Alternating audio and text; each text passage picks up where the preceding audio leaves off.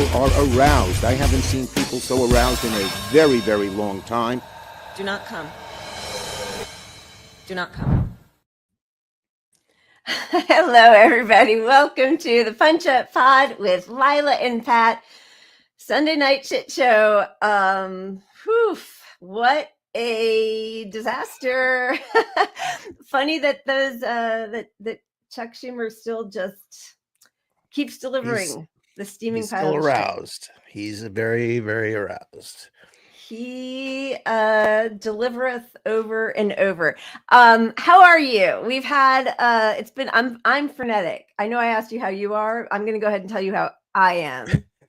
No, I'm on lots of pain medication and I'm leaving early tomorrow. So I've been scrambling, but I am so happy finally just to be sitting and talking.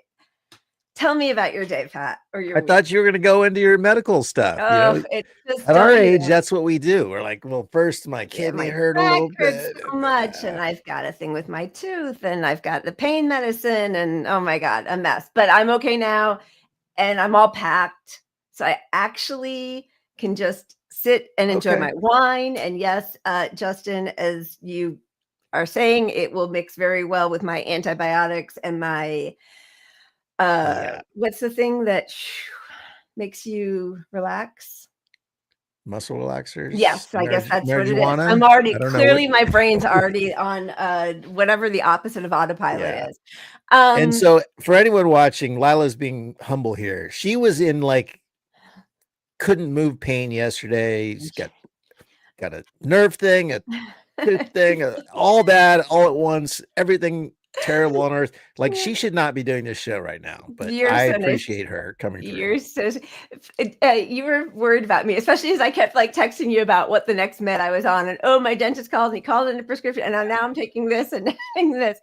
It's just, my dad used to say, don't get old, but it beats the alternative. But man, it's a lot of stuff just falls apart. But no, everything is good now, and except for the world. But I am just so happy to be here. But I think the solution is the same. A handful of those meds, whatever you're on, just stay on those meds, and none of this is going to bother you too much. As long as you can still get those meds. As long as I can just keep getting a refill.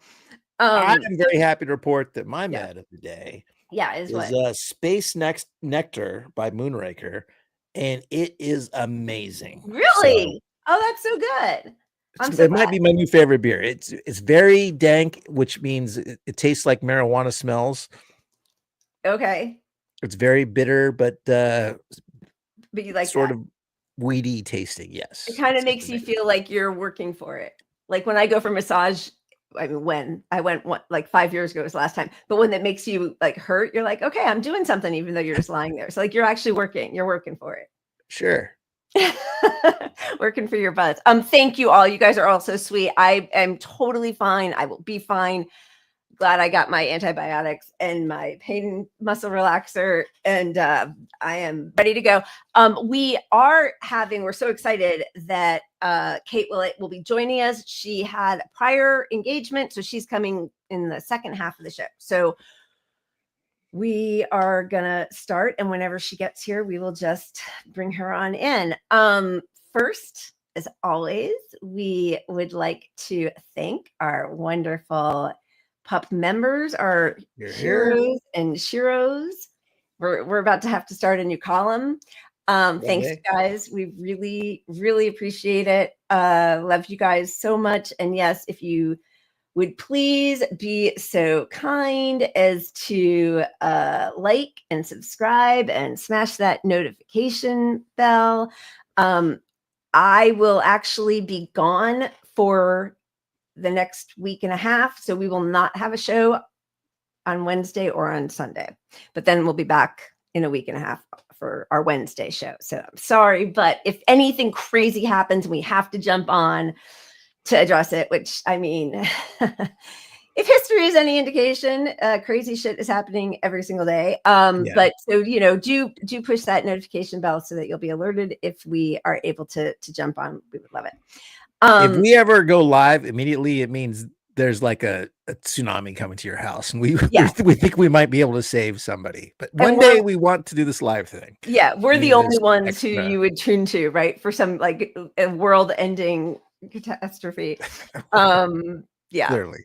I've been watching all the new like Apple shows. I know. I mean, how do you get away from all these people? But I don't know, was it Paradise or one of them where they show, and I hate obviously horrible tidal waves, tsunamis, awful, awful, awful. But I like watching them in movies, and they did a pretty good job.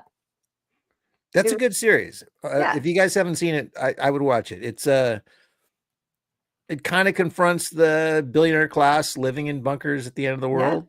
And it's a slow burn. Like at first you think it's just a little CIA protect the president, Secret Service movie, but then it evolves into the spoiler event that I just told you. So. No, that's how it all starts. But yes. Yeah. Okay. I am trying to figure out what this means. Liked apparently 20 early like skits you see more often. Great. I love it. I'm sorry if I'm going to be even the algorithm. slower, We need to more tweak the algorithm. Normal. Yeah. So that's what she's saying. So if you like the video early, it registers and YouTube is like, oh, we might have a hit. Let's show some more people. Oh, all right. Thank you. I like that. Thank you, Reflectison. I like that. Okay. So we should get on track so that we can get through some stuff before we tackle all the things we want to talk about with Kate when she gets here. We will with this? First, oh, yes. Thank you for the reminder. Whoa, Pat. Yeah, let's spin the wheel. This might be the only Joe we get all show. So let's do it. All right, let's do it. Yeah, baby.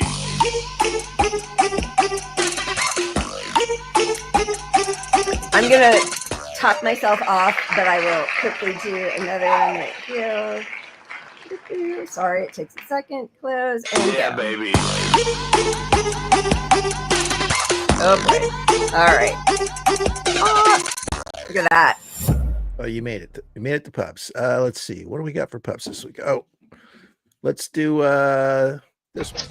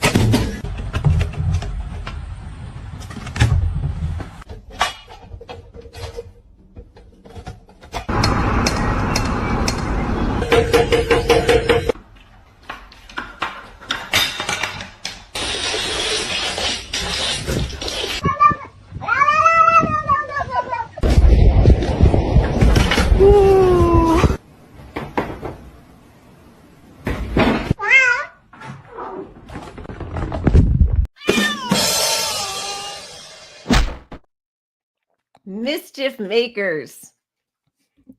Yeah. There. That reminded me, I had a dog growing up that was really smart, German Shepherd, and you could tap on the sliding glass door like anytime I was a latchkey kid locked out of my house, and it would Right. it would open the door for me. So Are you kinda reminded serious? that. Yeah, it would. I mean, eventually you just tap and he was excited and he would do it, but he learned to do it, so you could just That's tap. awesome. Yeah. That's pretty cool. We had a dog who could nose up the handle of the gate that locks it, like the child gate, and like Right. would nose it up, and then Like she this. could bust through. They're so smart. Okay, so let's just get right into it. Our cheers today comes from a town hall meeting with Representative Chuck Edwards, a Republican, and his constituency is not happy, and they are letting him know, and we love it. You're lying! I'm a veteran and you don't give a fuck about me! Hey, shut the fuck up!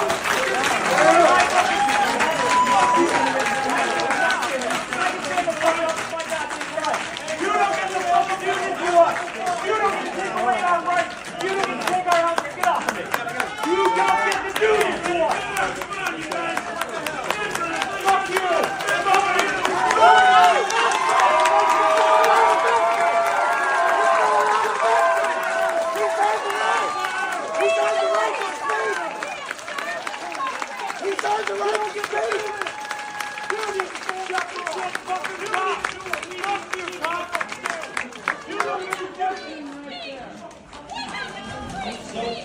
Clear, I deeply value the contributions that Just to be clear, make bullshit, and you're not Quiet down. telling the every truth. day You're not to keep listening. Let him speak. Let him speak.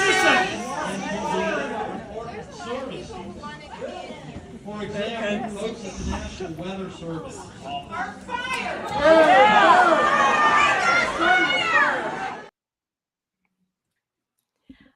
I mean, first of all the people who are just sitting there or saying, make me crazy. But it's going to be really interesting to see what happens as this reaches, more and more friction between cops and military. Yeah, I caught that part too. The fuck you cops from the veteran. That was a telling moment of like, there's a real shift here in protecting the politician class, the billionaire class, the CEO class. Yep.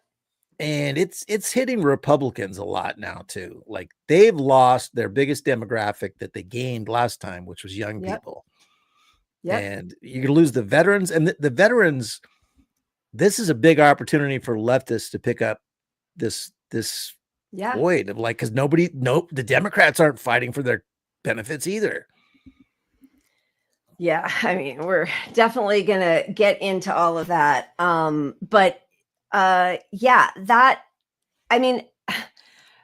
People are being more and more people are being put in a position of total desperation.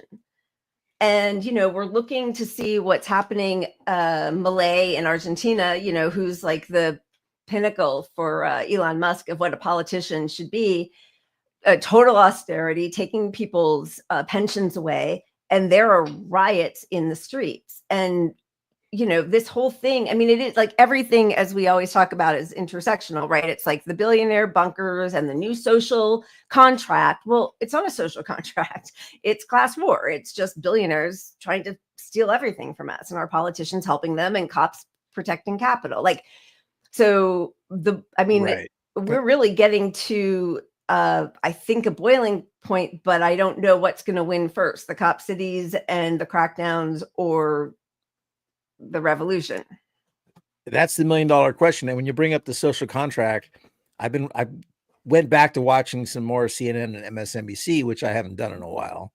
Like I switched over to, well, I like to hop my propaganda around. So I've been watching right-wing radio and NPR, listening to NPR a lot. But I went back to CNN, and they're really still spinning this as like, you guys voted for this social contract. Oh my God, America, they won't say social contract, but that's how they present and set up every story of every bad thing that Trump did, is like, well, the people wanted this thing, which is a lie, because he lied and people believe that, and Democrats weren't promising anything, right? So like, he didn't say Elon Musk is going to be my co-president. He's going to fire tens of thousands of you. He's going to gut Social Security and Medicaid and Medicare and fire a lot of government workers who probably did vote. When you say we're getting rid of all of the, extra wasteful spending by the government, well, probably most people don't consider themselves a waste of government spending. There's no transparency. Most of the people they're firing, many people that they fired, they have then had to rush to rehire. A lot of people who were, provisional, were actually people who had been bumped up and had gotten promotions, and that in between time from one level to the next one is provisional. So that doesn't mean that you are on some sort of, disciplinary action, right? But because these Doge people and Elon Musk have no idea what they're doing, so it's been total chaos. The crackdown on speech, you can't. They ran as, we're going to fix everything, we're going to bring down the inflation, free speech is back, and I'm the peace candidate, and he's not any of that. So yeah, I mean, you can blame people for embracing a lie or believing a lie, but like, you could say that about all the Democratic voters too. They believe that, Joe Biden's a decent man. Like, yeah. Yeah, we know that's not true. Are we starting up the where are we going with this? We talking about the Dems now? Should we just stick with the Democrats? Yeah, let's just start with Chuck Schumer and the enormous betrayal to the Democratic base. So there was a chance to not allow to have basically a government shutdown if Democratic Democratic senators refused to vote for this budget and the CR, I think, right? The continuing resolution. It's a lot of wonky stuff. And sorry, because you forgot to say cloture. Do I sound smart because I said cloture? Not using the filibuster, not doing anything that they say they could do to avoid a government shutdown, because why, and this is the thing that Democrats always say, which is why some people who don't go one level deeper think that they're just feckless or weak or cowards. But it's the line that they've said forever, is that, well, we care about our people, and it would be even worse if there were a government shutdown, and then, Trump and Elon would be able to do whatever they want. Well, they're doing whatever they want right now, and you just sanctioned it by voting for it. So he caved. Yeah. So, yeah. Listen, if you don't support the Nazis, they're going to make it harder on us. If you don't give them the budget to cut everything. Meanwhile, you got the actual Republicans saying, hey, whatever we pass doesn't matter. We're going to do whatever the fuck we want anyway. They're openly saying that. Yeah. And like that right there should have been enough to get the whole thing about a government shutdown is politically, you want to win on the issue. So you need the public behind you. And the public is so behind a shutdown because they would put the blame on the Republican Party. They know that these things are necessary. Right. Even the public. The public is freaking out about this total takeover. They want to see some fight. I think they want more than just fight, but they certainly don't want capitulation. And that's what they've gotten. So here is, Chuck Schumer saying, while the CR bill is very bad, the potential for a shutdown has consequences for America that are much, much worse. Therefore, I will vote to keep the government open and not shut it down. He caved along with these other Democrats, the two from New York, which is interesting because, of course, that's where Wall Street is. Gillibrand and everything's way too small. Oh, Fetterman, of course. And I was actually, not that I've ever thought he was like progressive, but, shots from Hawaii. I was kind of surprised that he caved, Dick Durbin, whatever, all these just awful people. But the interesting thing was the corporate, Neera Tanden people are freaking out. Like all these people cave, and now all these Democratic senators, and nobody is really forcefully speaking out about any of the corruption. They're swinging canes at things and singing "We Shall Overcome." But then when it comes time to do anything that could actually have, a modicum of weight behind it, they refuse to do it. So we're seeing, here's Neera Tanden responding to Chuck Schumer saying that his decision to fold on the House stopgap doesn't mean Dems have no leverage in fiscal 2026. He believes Trump will be unpopular by then, and GOP will be ready to work with the Democrats. So again, it's the same, lie down and die strategy that Carville said. And so here's but even that, you're telling the public this is about leverage in 2026, almost a full 2 years from now. This is the beginning of 2025. He'll be more unpopular then. He'll be more unpopular. But it is like Neera Tanden, what is it, Center for American Progress? That, it's another corporate right-wing progressive where she's just a fucking asshole. But I don't think I've ever seen her go after somebody in the Democratic Party in a position of leadership who's a corporate Dem. Obviously she spent her whole life, denigrating Bernie and Bernie supporters, but like that was interesting to me. Will Stancil, another guy who, you know, every chance he gets to be a toady for the Dem party, never forget this. They're liars. Their resistance is fake. They want to be powerless so they can reap the rewards of pretending to fight back while risking nothing and attempting nothing. They are the reason the country is where it is. Primary everyone. Tom Watson, another one of these, you know, just corporate centrist cheerleader blue MAGA guys. Schumer era in New York politics ended tonight. He will never recover. We've got Charlotte Clymer.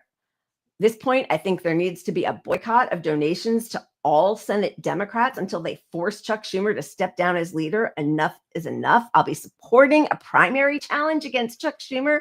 Time for him to go. This one cracks me up. Brooklyn Dad. And of course, he wouldn't do this unless, you know, all the people paying him told him that he can. Yeah, Republicans cut Democrats entirely out of their process for the CR, didn't want any of our input and would have been blamed by a majority of the American public for a government shutdown. There was no reason to cave to them. Schumer has to go. So interesting. Whatever. Yeah, but you brought up what my point was going to be with this, or my theory at least. This is corporate approved infighting. Like there is a wing within the party that is the Hakeem Jeffries of the future, because, you know, Pelosi's out. So now all the donors are going to Jeffries, and Jeffries sees his longevity in this being tied to not looking as weak as they're looking right now, even though he's been a big part of looking weak. But now this was a moment to just not fucking look this pathetic. And so he's got to separate himself from how terrible the Schumer stuff is. So there's some big heavyweight donors backing all this. You don't get Will Stancil and Brooklyn Dad involved in attacking Democrats unless there are Democrats behind it. 100%.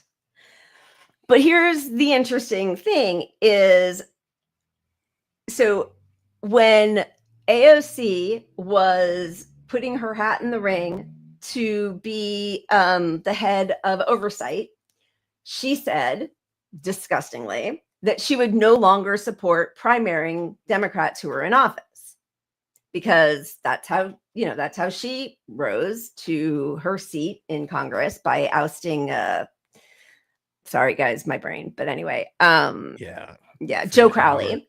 Come on, look at that. But so she was just asked, and I mean, I don't know which person we want to compare her to, but if it's Pelosi or Neera Tanden, but this was her revolting response. Would you, what do you think of the job that Chuck Schumer is doing? Would you ever challenge him, do you think?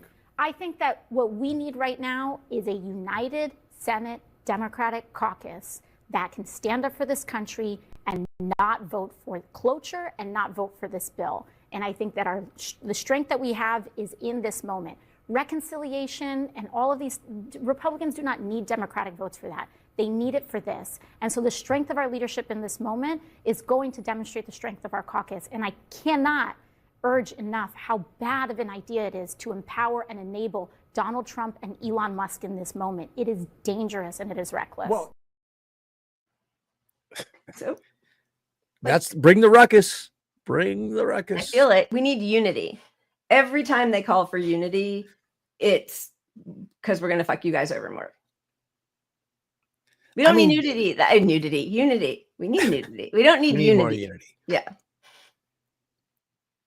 AOC is to the right of Neera Tanden and Will Stancil on this, and Charlotte Clymer on this issue.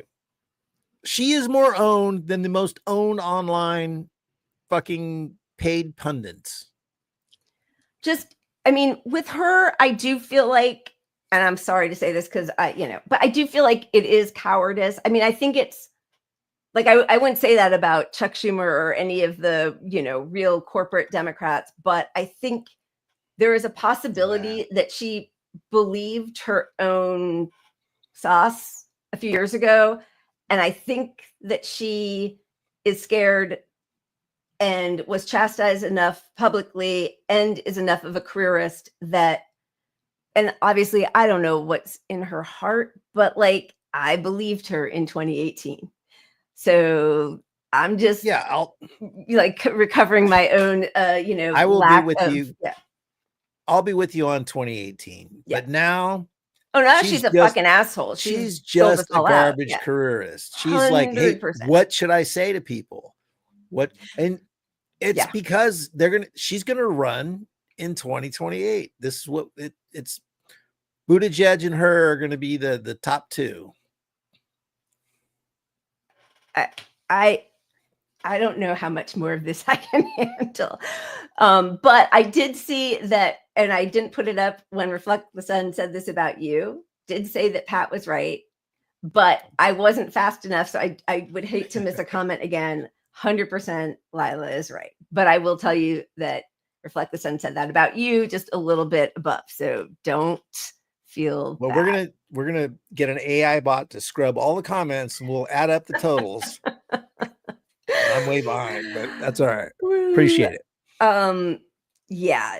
I mean, Mama Bear, the cover of the magazine, the crying on the floor when she was going to vote against the Iron Dome funding and then didn't, like all of that. I don't. But this is just like, it's just like when she was the first to go out and say Biden's fit and these calls for him to leave are the worst. Yeah. Here she is again. Like Schumer's, we got to listen to fucking Chuck Schumer. I mean, she does say we need to not give them the vote, but like he was. Yeah, but unity at the end of the day. Right, exactly. So like, shut up. Like, yeah. And it's all like word salad in a way, just to be like, we're all going to get along. Democrats are united. The same when Jeffries was, running to be speaker. Yeah, it's just. So, yeah, I guess I would say she's somewhere in between Pelosi and Neera Tanden, only because she's younger. But that's how Pelosi was when she first, came into Congress Congress. AOC's arc to the right is faster than Pelosi's. Way faster. Absolutely. I agree. So then this is the thing, though, that makes me crazy. So Governor Pritzker from Illinois, who, during the DNC convention, got up there and said that he was a real billionaire, one of the good billionaires or whatever the hell. He's a billionaire, right? So we all know what that really means. So his chief of staff puts out this tweet. That's the Ann Caprara. The fight going on in the Democratic Party right now is not between hard left, and moderate. It's between those who want to fight and those who want to cave. And Team Fight stretches across all ideological aspects of the party. Misread this at your own peril. I don't know what any of that bullshit means, but what are you talking about? What are you fighting for? Because all that is just not Trump. Like, that's all that is. That's just another version of not Trump, but not offering anything. Like, what does it mean if you just reject everything, but you're not offering an affirmative plan to move forward? What is the plan? Yeah, I mean, we should have. And what all this vote has revealed is that even Hakeem Jeffries and Schumer aren't communicating. They don't have a plan to stop anything. So this whole she's saying, oh, just resist in general is what she's calling for. Resist. But they don't have a plan to stop anything. And what the plan should be is like, okay, you're our Protect Medicare group. We've got AOC and Bernie, and we're going to put this whole team on Protect Medicare. Who's going to save the EPA and the NIH? Who's doing that? You guys are doing that. Here's a team. You guys are all working together. Who's pushing for a living wage? Who's doing get out there and use the bully pulpit. What's the plan? Right. What are you offering people? And I will say there probably are, her comment makes sense when you get past the internal people. Like, I mean, when I say internal, with the political people, when you talk about staff and the diehard Dems that run the party who believe in this stuff, who, may or may not believe that they're working for a shitty fucking Republican or not, but they really are in it for the right reason. Yeah. Those people want to fight. Right. I missed what you said because I was reading comments. Who wants to fight? Who wants to fight? I want to fight. I know. I do too. I want to fight, but I want to fight for something. Like just saying fight, that makes me, it's just so empty. And, here is Chuck Schumer getting ready for his book tour, Anti-Semitism in America book launch. Comes out on Tuesday, I think. Did you know that tickets start at $52? Really? Yeah. Sorry, I'm getting a beer. Say something important. So Okay, I'm going to say something important. This picture, I just think, like, this is all we all need to know. It's like when we saw Pelosi's granddaughter partying with Trump's granddaughter. You know, like, that's all we need to know, actually, is he just wants to keep getting rich. We can talk about it when we get to our Israel section, but like, to be going out on a book about anti-Semitism in America right now. And I was listening to his whole interview. I did a pat. I listened to The Daily, the New York Times podcast. Excellent. Yeah. But so they were interviewing him, and, you know, first of all, he has nothing negative to say about any Democrats. There's no, going back and taking a look and what we could have done differently, and why did Trump beat us when it should have been a slam dunk, and what are we offering, and what's the fight? And then she asks him about his book and anti-Semitism, and basically he says, like, anti-Semitism is like people screaming on the street and saying, from the river to the sea. And he repeats all the lies about Hamas, about how they want to wipe Israel off the face of the earth, how they're anti-Semitic, how they're genocidal, and to call Israel genocidal is really hurtful. But, like, first of all, still not addressing where the anti-Semitism is in America. And yeah, sure, there are people who don't like Jews. There are people who don't like Blacks. There are people who don't like women, Asians, whatever group. There's, like, a lot of people have a lot of hate in their hearts. But, like, in a systemic way, no, we do not have anti-Semitism in this country. That is ridiculous. And to be talking about it at the same time that we're seeing, like, it doesn't even mention Mahmoud Khalil. And his first statement on him was so reprehensible. But he is such a relic of the past kind of Zionist thinking. He needs to go for sure. But I really wish that the woman who was interviewing him had pushed back on at least one of his inaccurate comments or lies. Yeah. Yeah. Well, I mean, his tour is basically the tour, to sell some books, make some money, that kind of thing. But to prioritize his tour when he's getting protesters outside of his door arrested, and when his goal is to, equally with the Republicans, label anyone against the war in Palestine as terrorists. And, when we need a left standing up for First Amendment rights, instead of that, you got him going out here increasing the aggression on people using their First Amendment rights. Calling them terrorists. Yeah. A whole book on it. Because his examples are the, international Holocaust definition, where any criticism of Israel is anti-Semitic. And he says, and this is a thing that, liberal Zionists, LOL, liberal, will always say, is they blame everything on Netanyahu. Like, oh, it all just started with Netanyahu, who, by the way, has been in power for, 30 years, basically.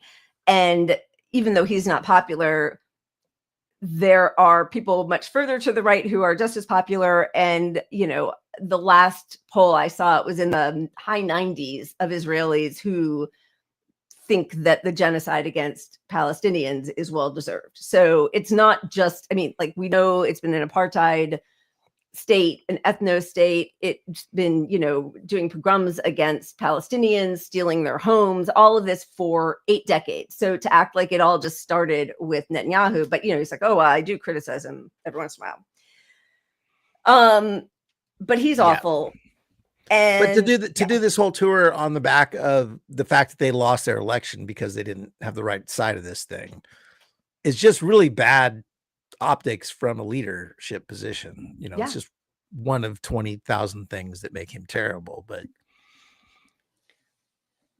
And it really is interesting because there is Gillibrand, who's the junior senator from New York, you know, who I didn't agree with her at the time, but took a principled stance, according, you know, to her, about Al Franken when she called for him to oust himself.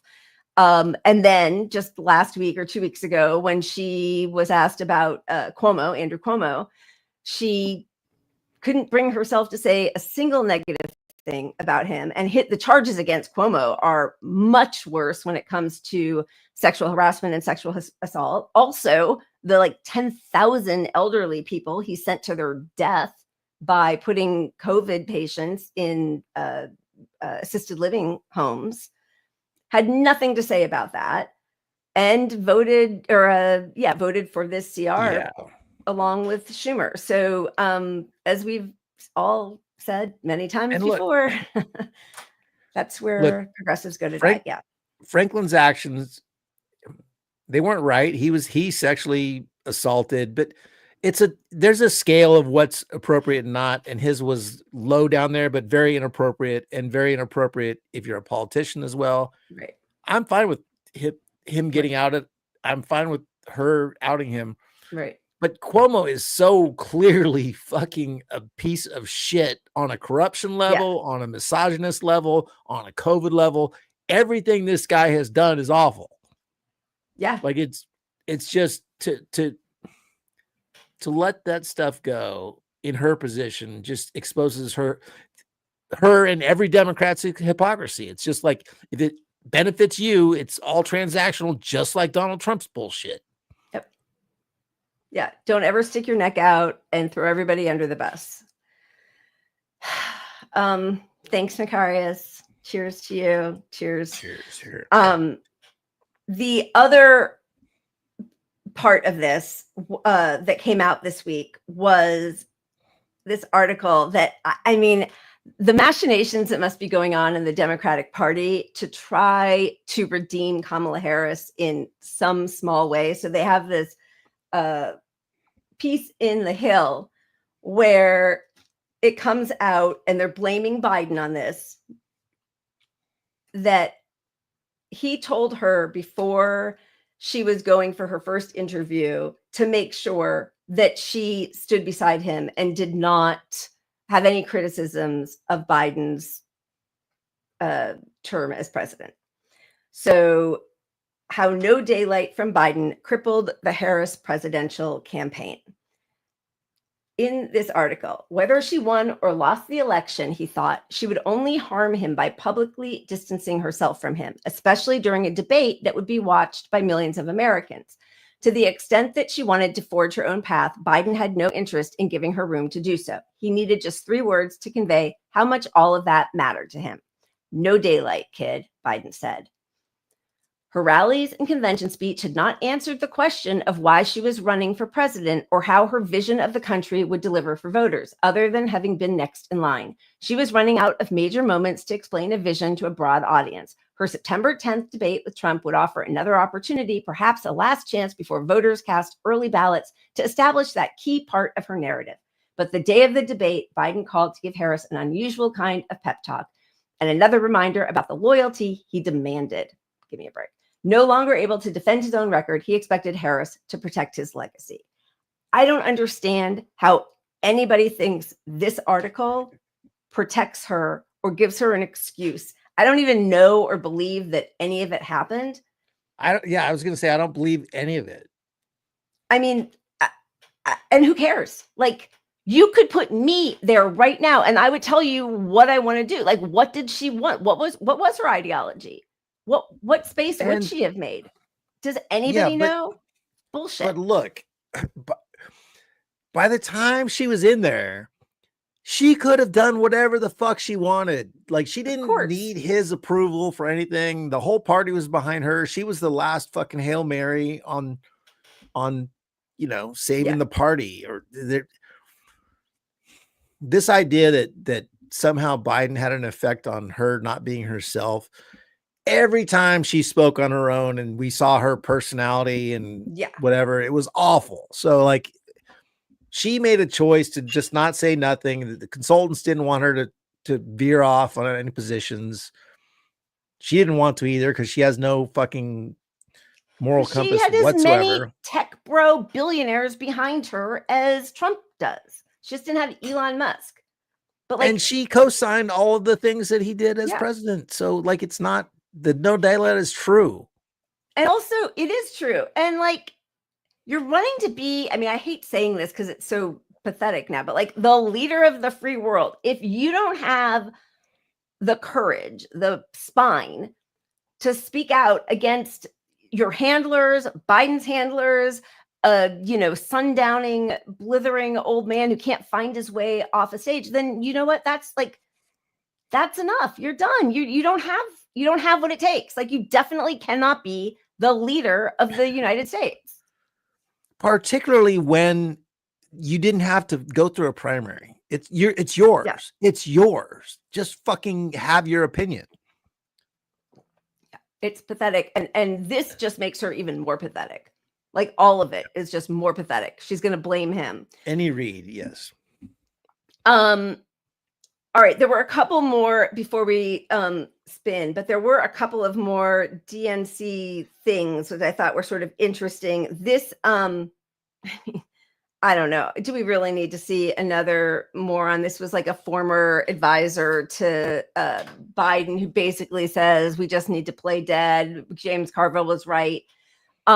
Scott Galloway, who I have a lot of differences of opinion with, but at least when he gets the chance to talk, he says some things that Democrats should be embracing. But it'd be nice if these pretend lefty, progressive-ish people would say this when Democrats are in power. But anyway, here he is on CNN. James Garville has talked about just playing possum and laying dead for a while. Others are being different. I think you want to channel Mitch McConnell. I think you want to go upstream of Doge and threaten to shut the government down. That's what they would do. Threaten to not raise the debt limit such that we default on our next treasury auction. I would be the party of not effing around right now. And also, we need to transition from being the party of indignance to the party of ideas, and not wave your cane at the president during the congressional address, but talk about raising minimum wage to $25 an hour, bringing down Medicare eligibility 2 years until we have nationalized health care, figuring out national service, building 7 million houses in 10 years. Exactly. Leave the indignance and the outrage behind, because that's just a misdirect, and it kind of lightens up the censors of the right, and become the party of ideas. That'd be nice. Look, to me, the reason you shut the government down is it puts on the Republican Party. It shows everybody what's happening now under the cover of just efficiency would be happening under the shutdown that you guys fucking made happen. Right. You know, Yeah. it gives them no room to hide behind this government efficiency bullshit. And it would be the top story all the time of what the Republicans caused. And it would not, and that, but I'm not saying that's in the sense that, oh, I want the pain to be felt by Right. people so that we recover, or, you know, so that it helps the or Democrats just clarify politically. things much more quickly than waiting 2 years. Like, because now the plan is what you're saying, but drawn out over 2 years. Let them keep doing it, right? Like, All this awful in 2 years is going to help us win a couple seats. right. And also, like, have a principle, like, take a stand. I'm just not going to vote for something that is corruption, you know, like exponentially corrupt bill that you all want to pass. I refuse to endorse anything that comes out of this whole group's mouth. Yeah, here are 10 awful things in this bill I will Yeah. never support. None of us will ever support it. If they want Here's us to what's vote gonna for happen. it, yeah, Have you seen Democrats out on TV at all making a saying case for any of it. nothing, not a single Nothing. thing? They're like, you think somebody would have a fucking staff to build a fucking 4x4 poster to hold up in front of the Congress somewhere. Where's These guys the have squad? done fuck all. Yeah, nothing.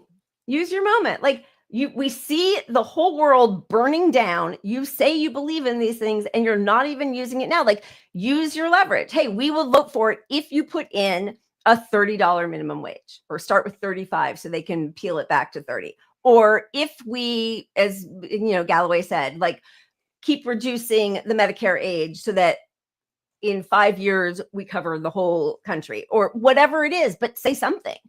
Nothing. Just, unity. Okay.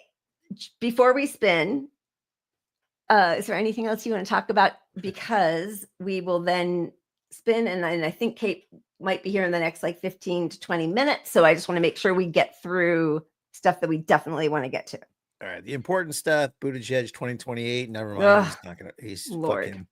But on the Carville thing, everybody seems to love this show. Love is Blind. I don't know. I haven't watched it, but I did watch the clip, and this was one of. I don't know if it's a winner or just somebody on the show. Yeah. But basically, she refused to marry the guy.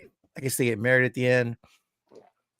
But he was apolitical. She didn't agree with his position on Black Lives Matter and some stuff. And here's the lefty guy, James Carville, going, just get over it. Fucking drop it. Come on. Can we just not have any ideology? This has gone too far. Yeah. Sell everybody out. Don't have any, don't fight for anything. Civil rights, social causes, none of it matters. It's so funny. I don't know why that clip was making the rounds. I saw it too. I never watched reality TV, but I saw that clip also. Yeah, the clip made its rounds because I don't know if Musk tweeted it, but a lot of right-wing, Musk Trumper guys that are still hanging on, loving everything he's doing, right, on social media, posted you guys, the tolerant left, that kind of thing. Yeah. You guys. It's crazy town where this guy has to support, social programs. Right. Well, yeah. I mean, listen, James Carville married to Mary Matlin, that made it clear in the 90s that he has no principles. Yeah. Or that he's definitely just a Republican. Yeah. Sorry. Right. And if you don't know who that is, you're younger than us. But she was the top. So James Carville was married. He was the top leftist or Democrat, Lib, political pundit, one of the top guys, and she was the top right-wing Republican pundit. Advisor, and they were married together. The circus was right there. These two were the circus. They still are. And I mean, obviously, if you don't believe in somebody else's basic humanity or human rights, you probably aren't compatible with somebody who does value the worth of a person, right? That could make a person that makes a couple incompatible. So yeah.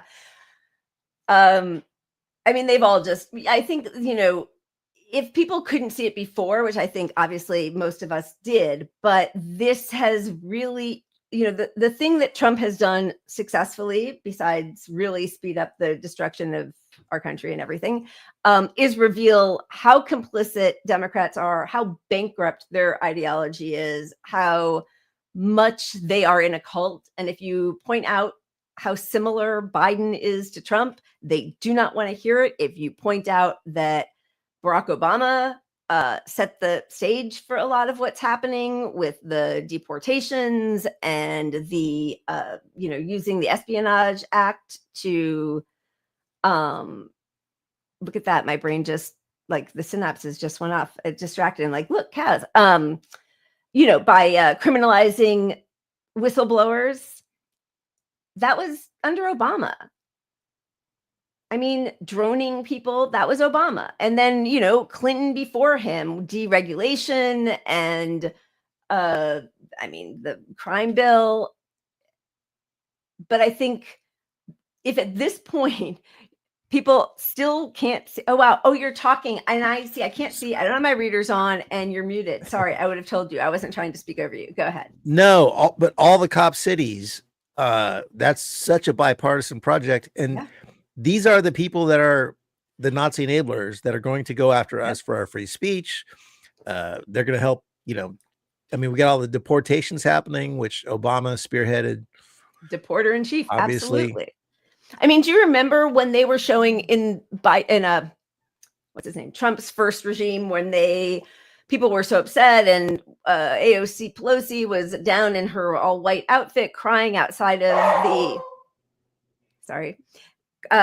crying outside of the kids in the cages. And then, people were posting all these things with kids in cages, and many of the photos they were showing were actually from Obama's regime. And so then there was like all these liberals were like, hey, you should probably pull that one down because that's not like, let's just focus on what's happening right now. The other thing was the forced hysterectomies. And when you go back and look into the charges, they actually, and this was in the, in the Intercept, those started under Obama. So yeah, I think at this point, there is just no excuse for not understanding that this is a collaboration between these two evil parties. Definitely. Yeah. And there's one more on ice. I mean, and this pivots us to Kate. This is Kate, who's going to be on here in a minute or sometime soonish. And she just tweeted this yesterday, I believe. There was a real momentum to limit or even abolish ICE in 2017 to 2020. But as soon as Biden took office, liberals became immigration hawks, which they are now. They're like, they just ceded this whole point. They're like, we should be tough on the border too. So all this happening now, straight direct path to Obama and then Biden. Yep. But Biden deported more people than Trump. Let's just come on. I mean, just be honest about it. You only cared when it was happening with the guy you didn't like his tweets. And what's happening now with Doge, what's happening with the list of words that are no longer permissible, the kidnapping of Mahmoud Khalil is an escalation, definitely. But it would not have been possible without Biden teeing it up for him. So, and for people who are like, oh, I hope you feel, happy that it, this wouldn't have happened under Kamala. Okay, maybe it wouldn't have, maybe not this specific thing, but we know that Obama led to Trump. And now we have Trump back. So putting that stopgap of some mealy-mouthed neoliberal, just as, focused on policing us and surveillance and war, Biden, who gave a couple of little crumbs at the beginning and then pulled them all back and then some, led to our second Trump term. So what would have happened? What would have happened with Kamala? She would have done the exact same stuff. She was getting rid of all of the, antitrust, the people who were focused on trying to regulate the takeover of our world by billionaires and these tech bros. So we just would have maybe gotten there a little later. And there are some people who are like, well, we would have had time to organize. I saw no organization or protests under Obama or Biden from the liberals. Yes, there were absolutely make the road and people who were champions for immigrants and immigrant rights and obviously the Occupy Wall Street, but that was the left. Liberals only show up and start paying attention under Republicans. Yeah, and look, there's no denying that the path that the acceleration happening now is what should have been a natural 20-year progression to get there, right? Yeah. But you have to look at it what would our opposition be if it took 20 years to get to all this awful stuff? Who's going to be fighting? We have a chance to change all that now if you had a Democratic Party that could flip it, and then we don't have to have the next 20 fucking horrible years. Yep.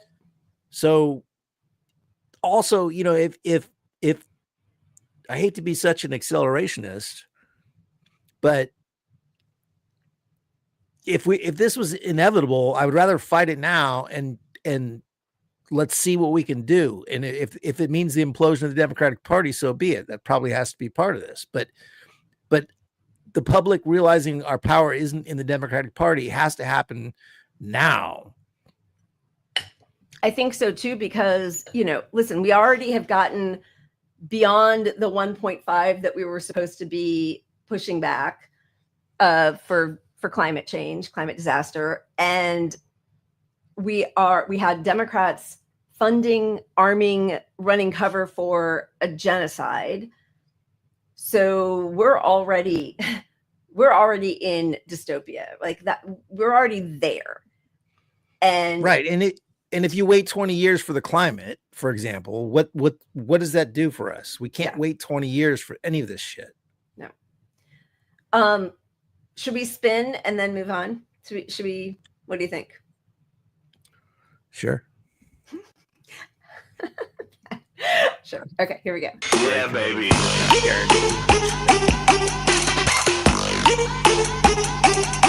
Okay. I am calling an audible, even though we don't have our awesome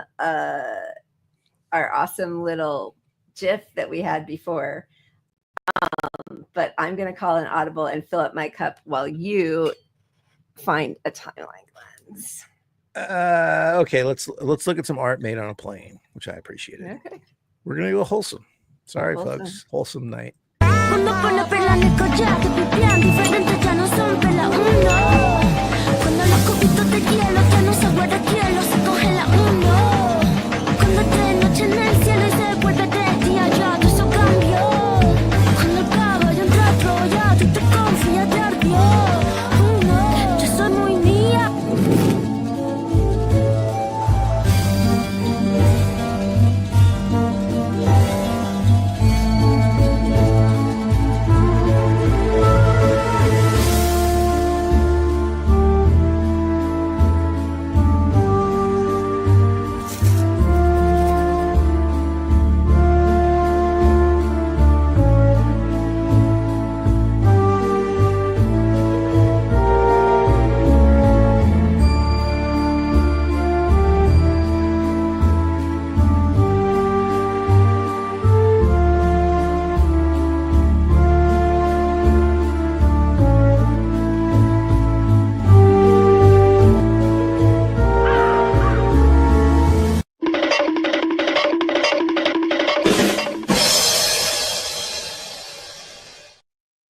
That's pretty cool. I like that.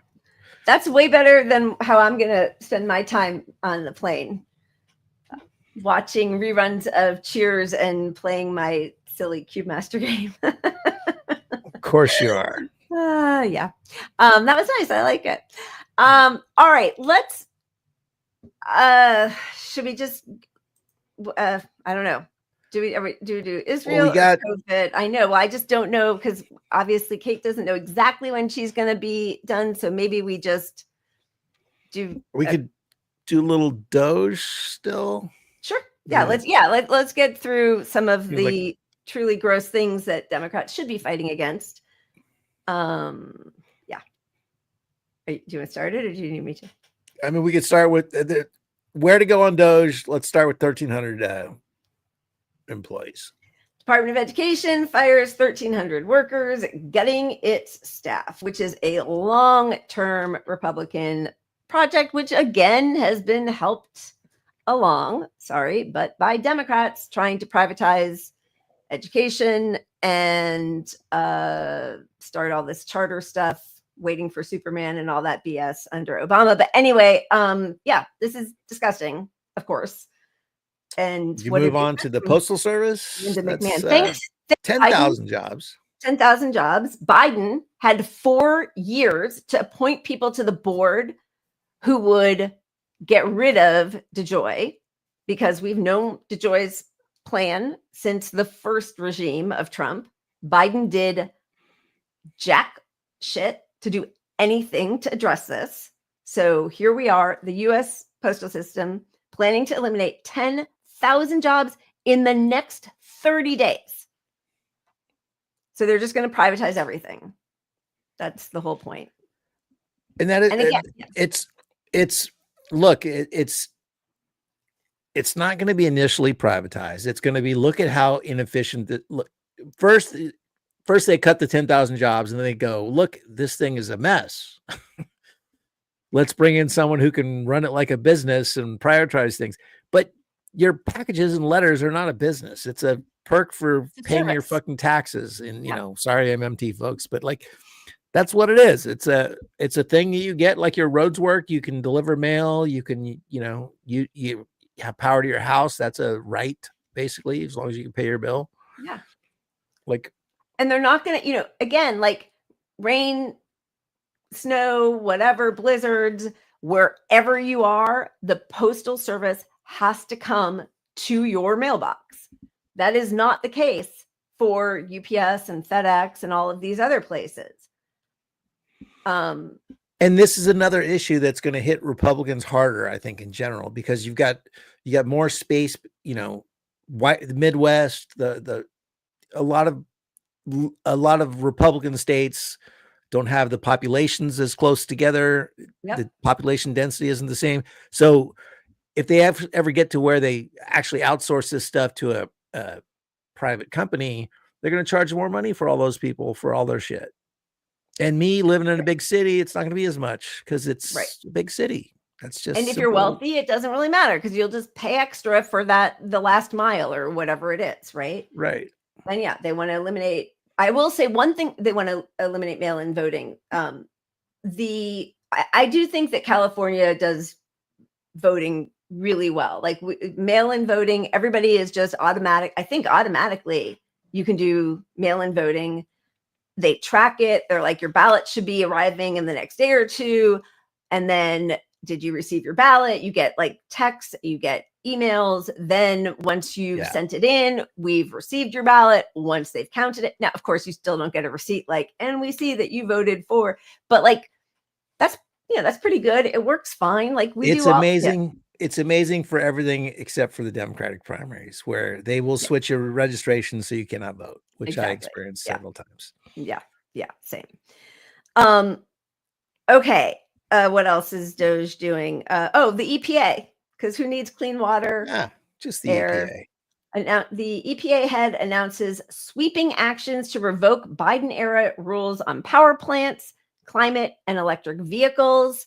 There was a video that I just saw out of Lubbock, Texas, where out of a manhole, there's just like green flames coming out. And, people are looking, but they're also walking by. I mean, we're just so used to chemical explosions and our air not being, like on the weather app, which they're probably going to get rid of that also because of the NOAA. But it's going to be gone.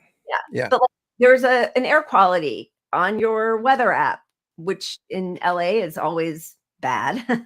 But like there are monitoring systems in place right now. They're going to get rid of all of it so that, just like with COVID, if you don't test for it, how bad are the numbers?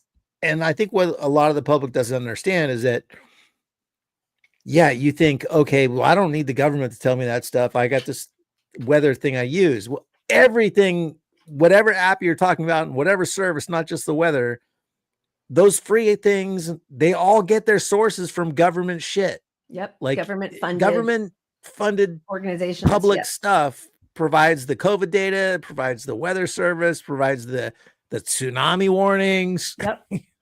We're just cutting all of that. And to see right out in the open that part of this is rules on electric vehicles. Oh, the guy who has an electric vehicle company found some inefficiencies and we got to cut some rules. I mean, that he's going after everybody who might want to regulate one of his businesses. Yeah. That's it. 100%. But hey, at least the Democrats came up with a new profile pic. And this gives me a lot of faith in the future generation of young people taking over the Democratic Party. David Hogg, who obviously was a victim at a school of the school shooting, but he's the new vice DNC chair. And this is where, he's just a piece of shit like everybody else. Yeah. Put that up. I'm sorry. New party who dis. The digital team at the DNC just came back from culinary school and they are cooking. They are cooking. Like this was the 12th. So this is right in the middle of Democrats not fighting. And this is right when Schumer was like, we're not going to fight. But you know what? Why would you fight if you can come up with a beautiful new logo like that? Like, honestly, the logo is trash from a graphic design standpoint. Yeah, it's total trash. I mean, you see that nose? That nose is somebody who had the paintbrush on Photoshop and pushed it once and it made a big circle. Because I've done that. That's it. It's just a circle. They push the button and they're like, the tail thing looks like it's taking a shit. Who knows? It used to have four stars. They removed a star as if like Uber reviews or whatever said, you're one less star worthy. That's the only part of it I'll agree with. I mean, I would bring it down to 1 or none, but like, yeah, definitely. But the rating needs to go down. The logic of removing a star and they're cooking, like this is the focus. Like we're losing we're doing away with regulations. We are mass firing people. We're defunding and gutting education, EPA, weather service. People rely on these things. Oh, traffic, the FAA, traffic controllers, planes are falling from the sky. But at least we know we can focus on something really important. In related news, good thing we don't have to worry about the climate anymore, because climate science is going to be a religion. It's labeled a religion now. New York Times. EPA targets dozens of environmental rules as it reframes its purpose. Their purpose? To lower the cost of buying a car and running a business.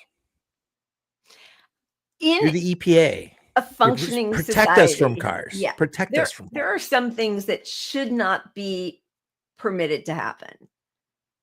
Like there just have to be some built-in protections for a population. And as long as there aren't people who are fighting to ensure that that happens, the fact that Democrats can even, wail every 4 years, democracy's on the ballot, then that's not a democracy. Like, a democracy should not be on the ballot. What are you talking about? That's their whole motto, right?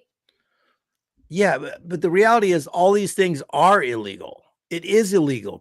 When Congress approves funding, you really cannot use your executive authority to usurp the funding approved. And this is the test. Most of this will be overruled in the courts, but regardless of what the court decides, the Democrats need to stop it now.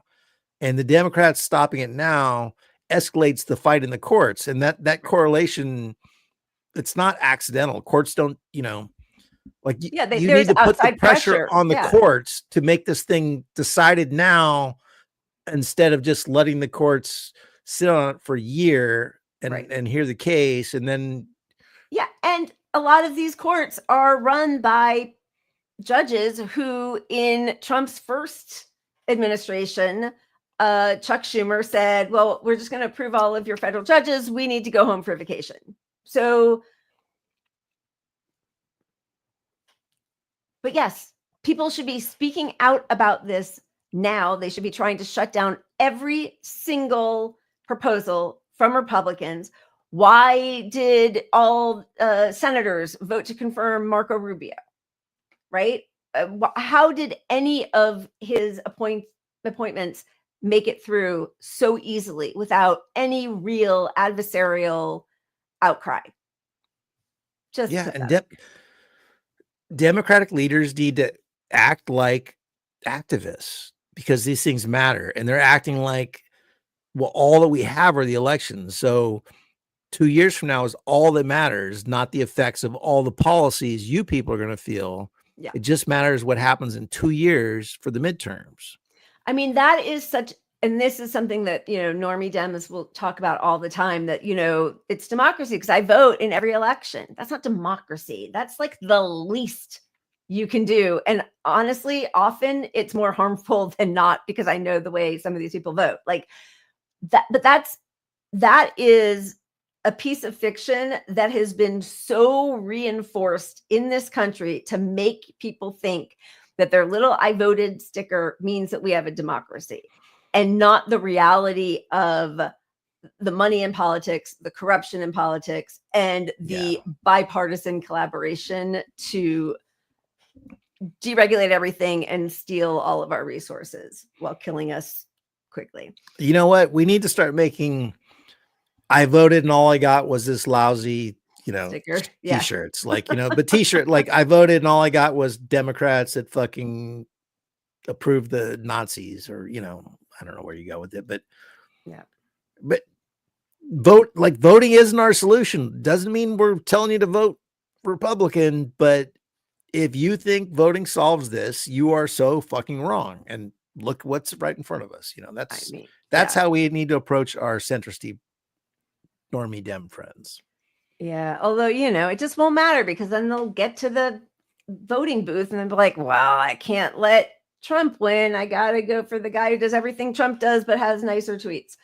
No, I agree. But I no, think, I mean, I know you agree. Yeah. But yeah. But I think we need to separate ourselves from that framing even there that I used to use a lot with that, because no, who cares? Like, yeah, if they still get scared and vote Democrat, who cares? What you do now is what matters. They just can't think that solves it. But if they want to think, hey, vote Democrat anyway, at the end of it, go nuts. But like, to justify you like, that's your political output in society, is just that vote. No, you're a fucking loser. You need to protest. You need to go to do this. You need to put your money towards these organizations. You know, we need to train these people that is like the stupidest little fucking pathetic thing they're doing, instead of this fucking glorious, put a sign on my yard, I'm a hero shit. Yeah. Yeah. And like the amazing thing, and I know none of them really cares because it's all just a big act. It's a big, you know, kayfabe or kabuki theater or whatever, however you want to, you know, term it.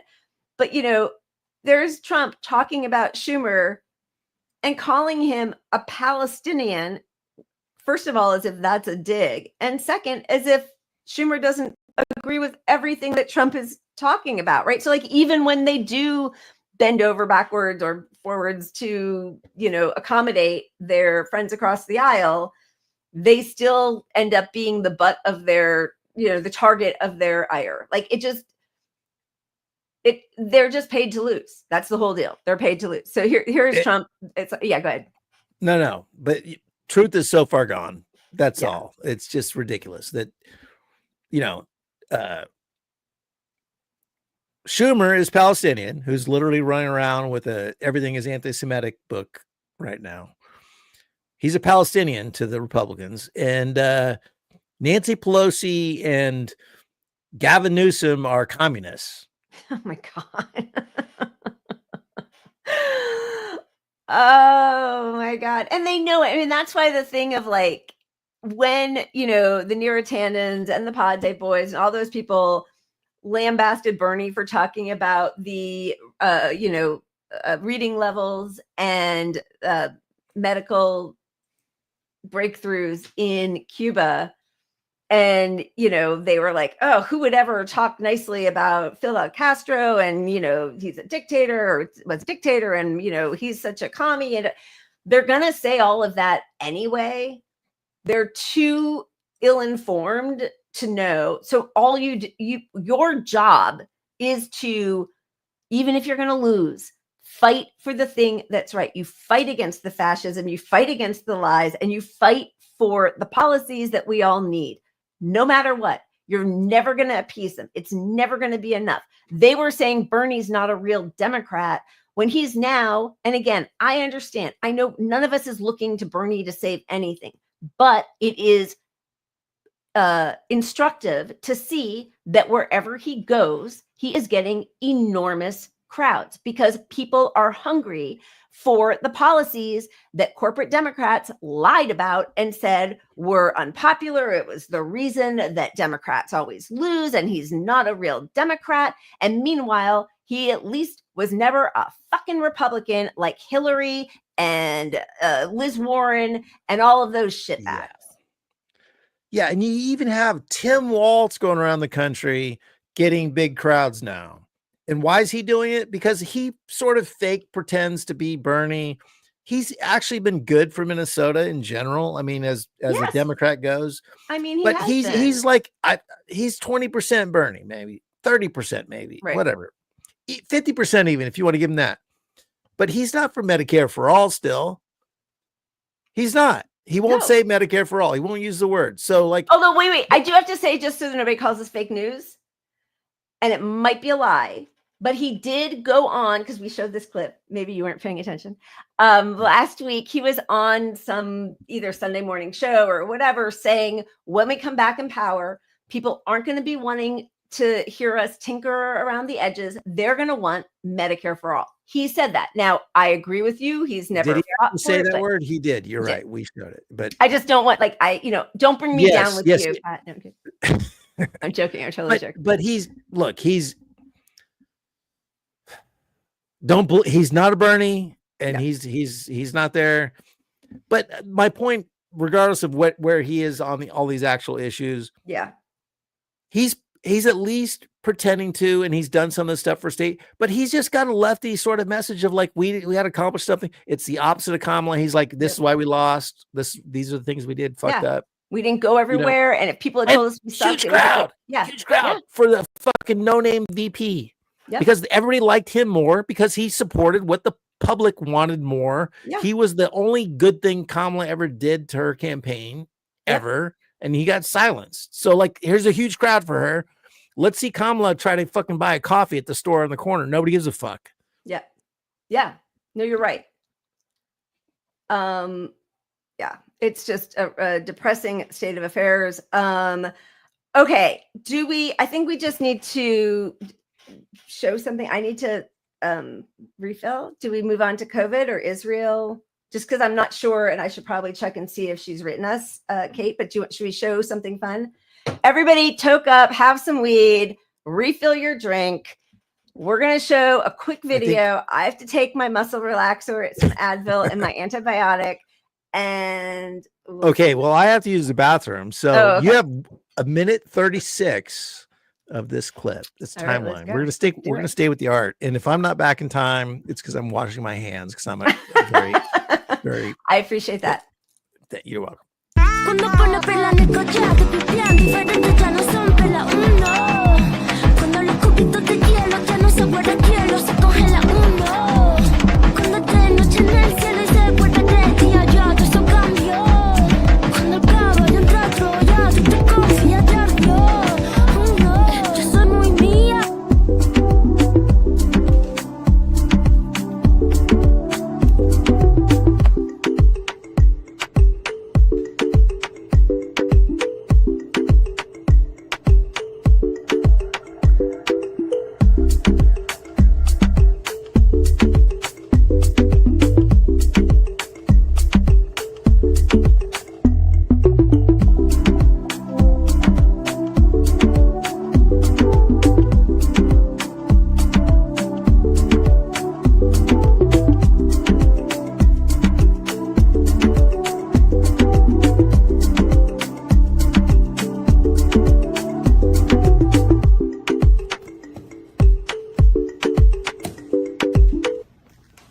Welcome to Papa Party.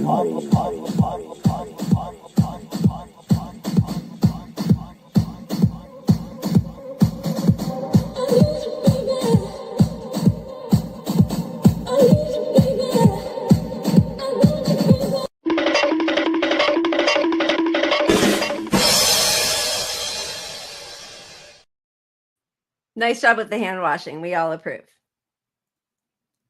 Oh, I muted you. Lila, I apologize. I did not pee sitting down as you prefer. Pat, what?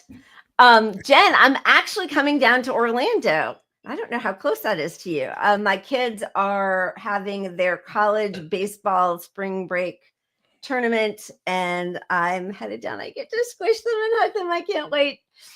Tuesday, I see them. I go tomorrow, but they arrive on Tuesday. So I'm very excited. I will side write you to see exactly where you are. I don't think you're close to there, but it would be so much fun. I know. And then I'm going to Cincinnati to see my mom after that. And I know, I mean, Zainab's not like super close, but she's a couple hours away. So I'd love to do like a tour where I get to, my brother lives in Brooklyn. I know we got a lot of Brooklyn people. Like I would just love to get to meet everybody in the real world and hang out. It would be really fun. Yeah. Yeah. All right. Oh, okay. That's nice. I know. And Truth to Tweet says 2 hours from you. Okay. Well, everybody should do a private sidebar, and That's really fun, Jen, to see your baby. Truth to sweet. I'll have to find out where you are in Florida, and Brooklyn in the house. Okay. I like that. I actually think, I mean, I didn't even look because I was too busy taking my 3 different medicines. Were you popping pills on the break? My antibiotic 4 times a day. What? That's a lot. All right, nothing yet. We'll see. All right. I sort of think we should move on to Israel because a lot is happening and we're not going to get a chance to cover it. Right? Yep. Okay. So there were all these demands from the Trump administration to Colombia about what had to happen in order not to lose their financing, their $400 million from the government. But of course, that was all ripped from them anyway. But they have been coordinating with these AI groups and Colombia trustees, and they went after Mahmoud Khalil, who is still in prison in Louisiana. But he has at least gotten to talk to his lawyer. But still, this is atrocious. And his wife has now released what happened the night that they knocked on his door and came. And it's crazy. They wouldn't say who they were. They wouldn't say where they were taking him. And, you know, by the way, this happened during the George Floyd protests. Like, Black fans would come and just grab people and take them. Like, this is horrifying. It's been going on. But anyway, it's documented here. So we're just going to show it quickly because it is really terrifying. And as we saw so many of you write, we are all Palestinians. Yeah, we all are Palestinians. We're not suffering what they're suffering right now. But the blowback, it's coming here. They're practicing on people they think they can get away with it, but they're fine-tuning it and it will come back to us fast. What? You're going to be under arrest. So turn around. Okay, Stop let's resisting. not. Stop resisting. Okay, he's not resisting. He's giving me his phone. Okay, he's not. I understand. He's not resisting. Put your arm Like, There's no use for this. don't worry about it. You're going to have to come with us. Don't worry about it. I'm coming with you. Don't worry. No one's resisting. No one's getting worked up. you guys really don't need to be doing all of that. It's fine. It's fine. حبيبي كيف بدي اتصل فيك؟ Take Amy. Call Amy. She'll be Okay. Hi, Amy. Yeah, they just like handcuffed him and took him. I don't know what to do.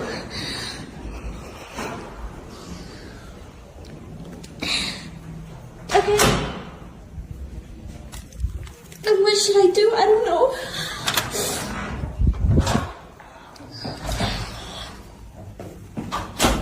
Nor.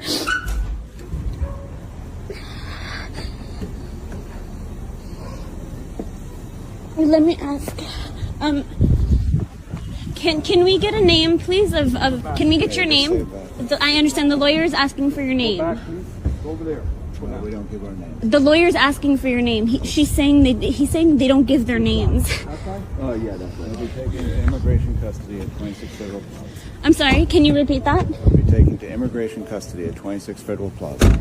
She said they're taking him to 26 Federal Plaza.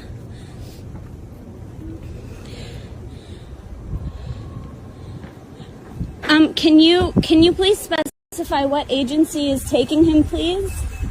Excuse me. They're not talking to me. I don't know. I don't know. Excuse me. The lawyer would like to speak to somebody. Oh my God, they're literally running away from me. And this is all being done in service to protect our government and the government of Israel who are committing genocide. Like, what do they think that they're protecting right now? It's all awful. And I think for me, one of the worst parts of it is that they're acting like this is a guy they needed to sneak out, lock up, and trap and find and catch and throw him out. Like, you could, if you wanted to use the legal process and just say your visa's revoked or your green card is revoked or whatever status you're using is revoked, We're going to have to ask you to leave. You have 24 hours to leave the country. That's good enough. And that's going to force most people, but they want this violent act. They want this example of quashing free speech. And they want us scared of what's going to happen to all of us. Yep. And that's the whole point of it. That's why this is all done in the darkness of night and with black cars and, black ops, basically. Like, and every single, first of all, nobody should ever be treated like this, but he is a green card holder. So he has almost all the same protections as a US citizen. We don't give our name. We don't tell you where we're going. He wasn't able to talk to his lawyer for days. And it's all to combat, because now with social media, the Hasbara, the propaganda, the lies are being uncovered. Less than half in the US now are sympathetic towards Israelis. This is from a few days ago, but where is this from now? I can't even remember. Sorry, Gallup poll. Okay. The American sympathies in the Middle East situation, where now the percentage of people who are sympathetic towards Israelis, it still is 46%, but it's going down. And for Palestinians, it's going up. And it's even a bigger difference with Democrats, who are now at 59% are sympathetic towards Palestinians and only 21% towards Israelis. And they know that the more people are made aware, the more people are able to speak out and talk about what's really happening. Those numbers are in the face of all of our mainstream media lying to us and being completely gaslighting propagandists for this war in Israel. And so in the face of that, you still have 59% of Democrats going, fuck this. Yeah. Which tells you that 59% that is on board with Palestine they're done with the media.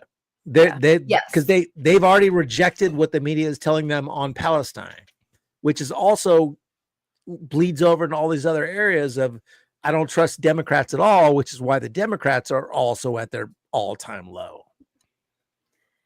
Yeah, all the lies people are seeing through all of it.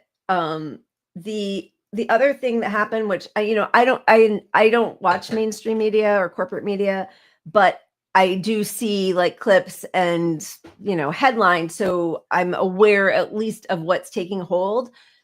The UN just came out with an enormous file document. I'm not sure what to call it, but about how Israel, and it's been happening before, but this is just documenting since October 7th, has been using sexual violence as a weapon of war. And we've all seen the documentation of this. We have heard testimony from former hostages. We have heard testimony from whistleblowers who are Israeli, who were either prison guards or doctors in some of these tortured camps.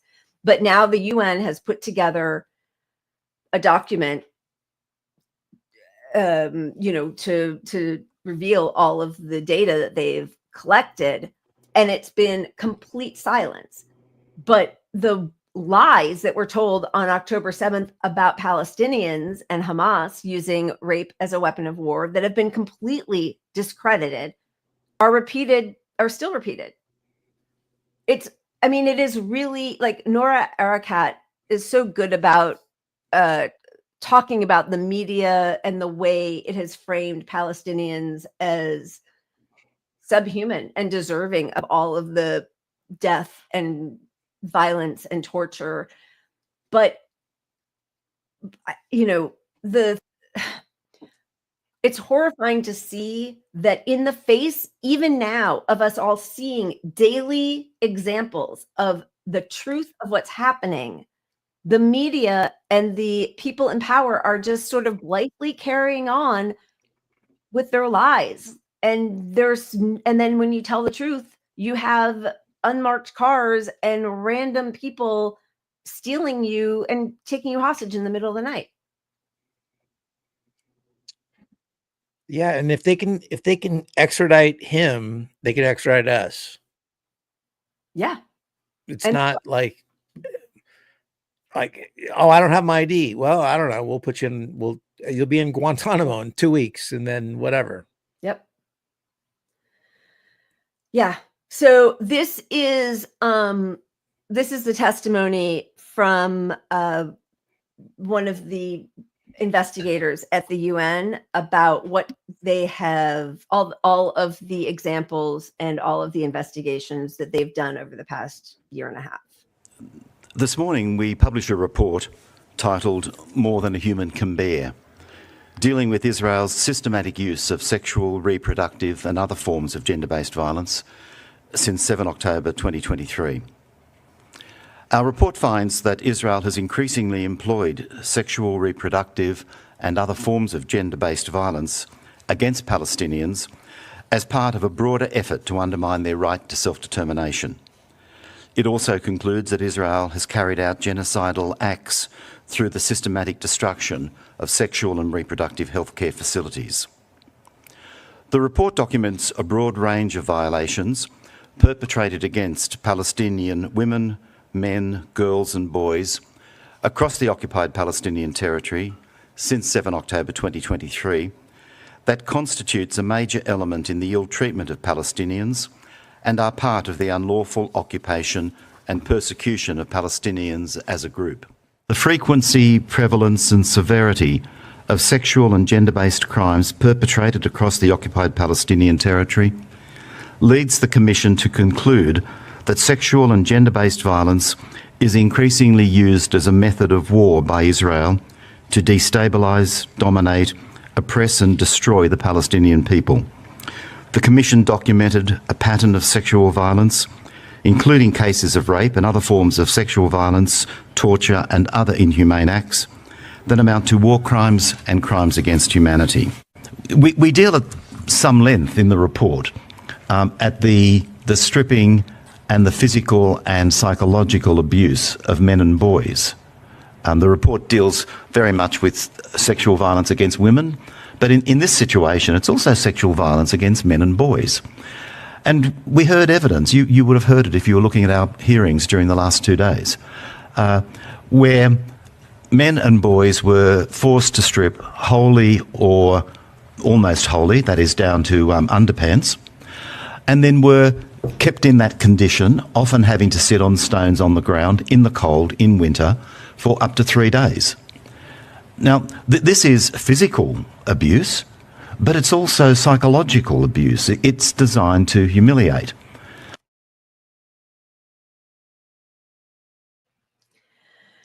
You know, I was reading that because Palestinians have been so abused for such a long time by Israelis, and like we know that sexual violence is part of every war, every occupation.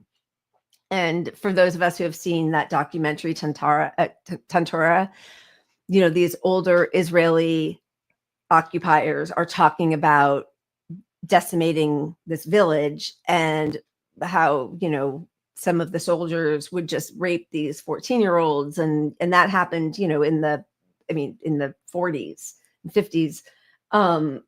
But then there was a long period of time where Palestinian boys and men would be stolen from their homes, taken to Israeli prisons and tortured by IDF soldiers. And because it was such a common occurrence, the response to that from these people who are dominated and occupied by a much bigger army that's supported by the great powers of the Western world was to wear it as a badge of courage. Like, I'm a man, I survived it. It's like, and on a certain level, it's like the calling people who have been slaughtered, calling them martyrs, because, you know, that was so twisted by the propaganda, by US media, to make it seem like, oh, Palestinians love to just offer themselves up and die because then they become martyrs. No, but when this is a repeated atrocity happening to your people, you have to reframe it for yourselves. But when Israel saw that Palestinian boys and men were wearing their ability to endure the torture, the abuse by Israeli soldiers as a sort of badge of honor, they upped it. And that's when the sexual assault and rape and the total humiliation became the project of the soldiers, of the IDF soldiers, IOF soldiers. And we know so much now. Like, they can't hide anymore under the shield of it's complicated or we don't have evidence of things. Like, there's so much evidence of Israel committing war crimes. It's everywhere. Yep. Like, anyone pretending that this is still sort of a okay thing and where just don't have enough data. Any politician who's like, you know, it's a war or whatever. I mean, we all know, if you're watching us, we're on the same page here, but the world knows too. It's the U.S. knows. Yeah, they all know us about it. And so to reframe it politically for the Democrats, like, you're just lying to everybody that doesn't support this, and it's hurting you. Not that it's more important to free Palestine, but like, for us here, you should be on the right side of this, and you're not, and that's going to hurt you here too. But get on the right side of it to save these people. But it's so obvious that we're the Nazi enablers. The Democrats are the Nazi enablers. 100%. And also 100%, they all know. I mean, all of the people in the State Department who resigned under Biden, many of them Jewish, saying Biden is making Jews the face of the 21st century genocide. This is not in our name. We do not want, yeah. It's a truth. It's just a fucking truth at this point. It's not debatable.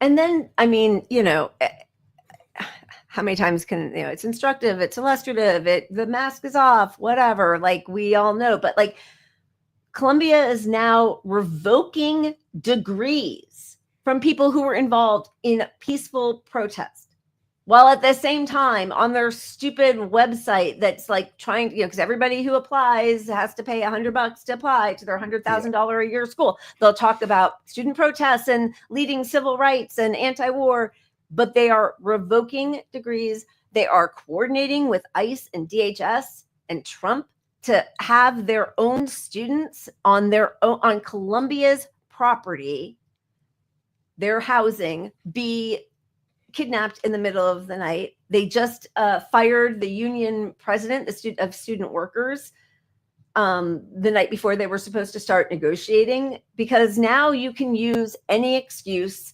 Everything is anti-Semitic. Everybody is a terrorist. Everything's Hamas. And you know, we have this list of forbidden words now that you can't say, woke initiatives, but it stems to everything. So, you know, again, something, I mean, who can even read that? It's so small, but like anything. Yeah, but the first word there is accessible. Like, is that like, this is the Nazi, you go after the weak and the vulnerable people. Disabled first. people. Yep. The first 100%. Word on that fucking list is accessible. Yep.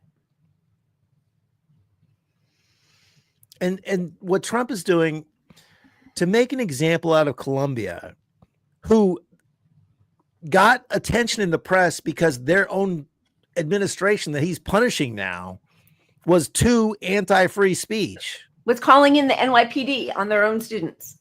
Yeah, that's why they got attention, because they were on the wrong side of it. And he's punishing them the most first. So it's a chilling effect across all colleges. It chills all free speech. It's the same thing happening with the green card, with all this. It's like they don't want people to push back, and that's why we have to double up, triple up, quadruple up, fight like hell, especially if you're privileged. Yep. Which is also why the plan is to make everybody so desperate that you don't want to speak up, because you might lose your job, you might lose your health insurance, you might lose your home. And the people who are privileged enough not to be in that position, which is a very rare status to hold in this country, must speak up. Because but it's layered. It even beyond that, the same chilling effect put on us is put on all the politicians, even within the Republican Party. Not that I'm pretending Republicans are going to do the right thing anyway, but they have that chilling effect from Musk and his billions of dollars. Yep. It's like, if you are speaking up against this, and he's the guy also, oh, he seems pretty fucking Nazi. Look at this correlation here. It's all, so we're just going to let the guy that is zig-heiling at political events that Israel is now. Thank you, by the way, Justin. 5 Punch Up Pod memberships. Thank you. Cheers. I will take another sip on my antibiotic painkiller stuff. But I think that's why, none of us is free until everyone is free. All are free, or we're all Palestinians. I think it is so important. And I know everybody here understands it, but like for people who think who are such cowards that they think they'll somehow get away with something and escape all of this, you won't. Like, that's not how this story works. The silence, that's complicity that we've all been talking about. When, from the time we were in grade school, we learned silence is complicity. This is the new paradigm. Yeah, and even if you're a completely self-interested piece of shit and none of these policies affect you, it's fucking our economy up. Like, that's the part that's going to get you. If you're that special purpose person that's not affected by any of these social constructs, any of these, well, the climate too. I mean, it's just not like we have so little time to fix these things. And for anyone to say, because he's going after trans people doesn't affect me, or because he's going after wokeness doesn't affect me. Like, all this is the blowback on our country for being the Nazi enablers, which is what we are, in sync with fucking letting this guy who's a billionaire Nazi enabler destroy every social program that benefits the middle class and poor people at the same time as he's otherizing everybody else. Like, it's just, we're at peak worst shit in the world. And if you can't wake a centrist up now, we're not going to do it. So this is our window to wake them up to all this fucking horrible. Yeah. Because what happens? What's next? We have a more reasonable Republican. You think if our normie Dem friends see a more reasonable Republican, they're going to fight more. They're going to care more about climate change. Like, this is our window for everything. This is the worst. This year is the worst of the fucking world. It's our time now, or it's just worse every fucking year. But if you think things electorally, in 4 years, 3 years, you have a more reasonable Republican. So you're going to be less giving a fuck about it if you're a normie, well-off Democrat.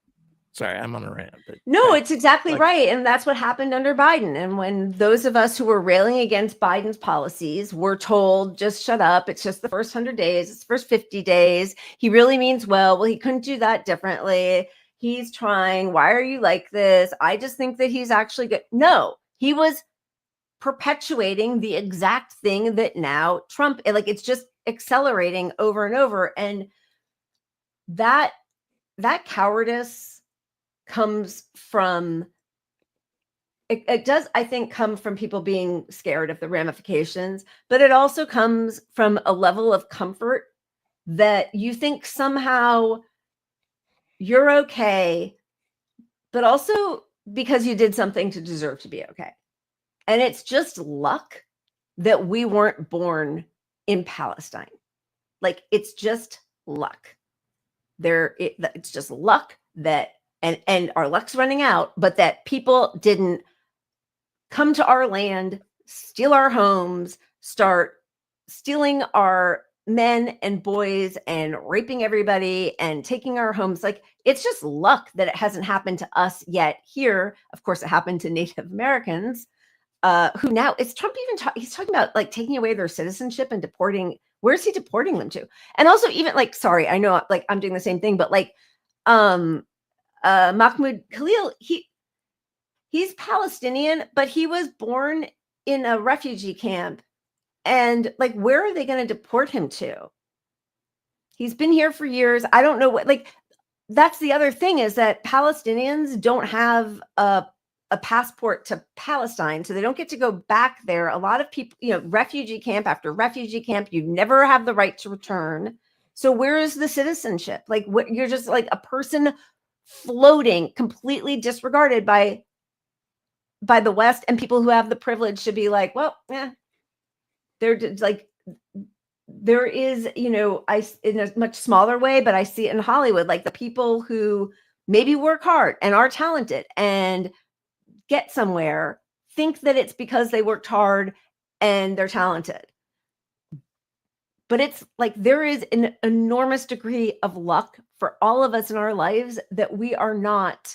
I mean, this last report that I just read from this doctor talking about a child coming in to see him in Gaza, I just have to read it because the level of dehumanization and devastation that they are facing right now with the blockade on food and electricity and water, they're still being shot at and bombed. And now the Houthis, who are the only people who are actually fucking fighting against all the great Western powers and the blockade of the, you know, Red Sea, are being bombed to smithereens by Trump. No congressional approval. Like, if Democrats actually wanted to fight Trump, impeach him. You can impeach him for war that was not approved by Congress. That's an impeachable offense, as is shilling Tesla on the White House lawn. But like, impeach him for that, but they won't, because Obama did it too. So what are you gonna do?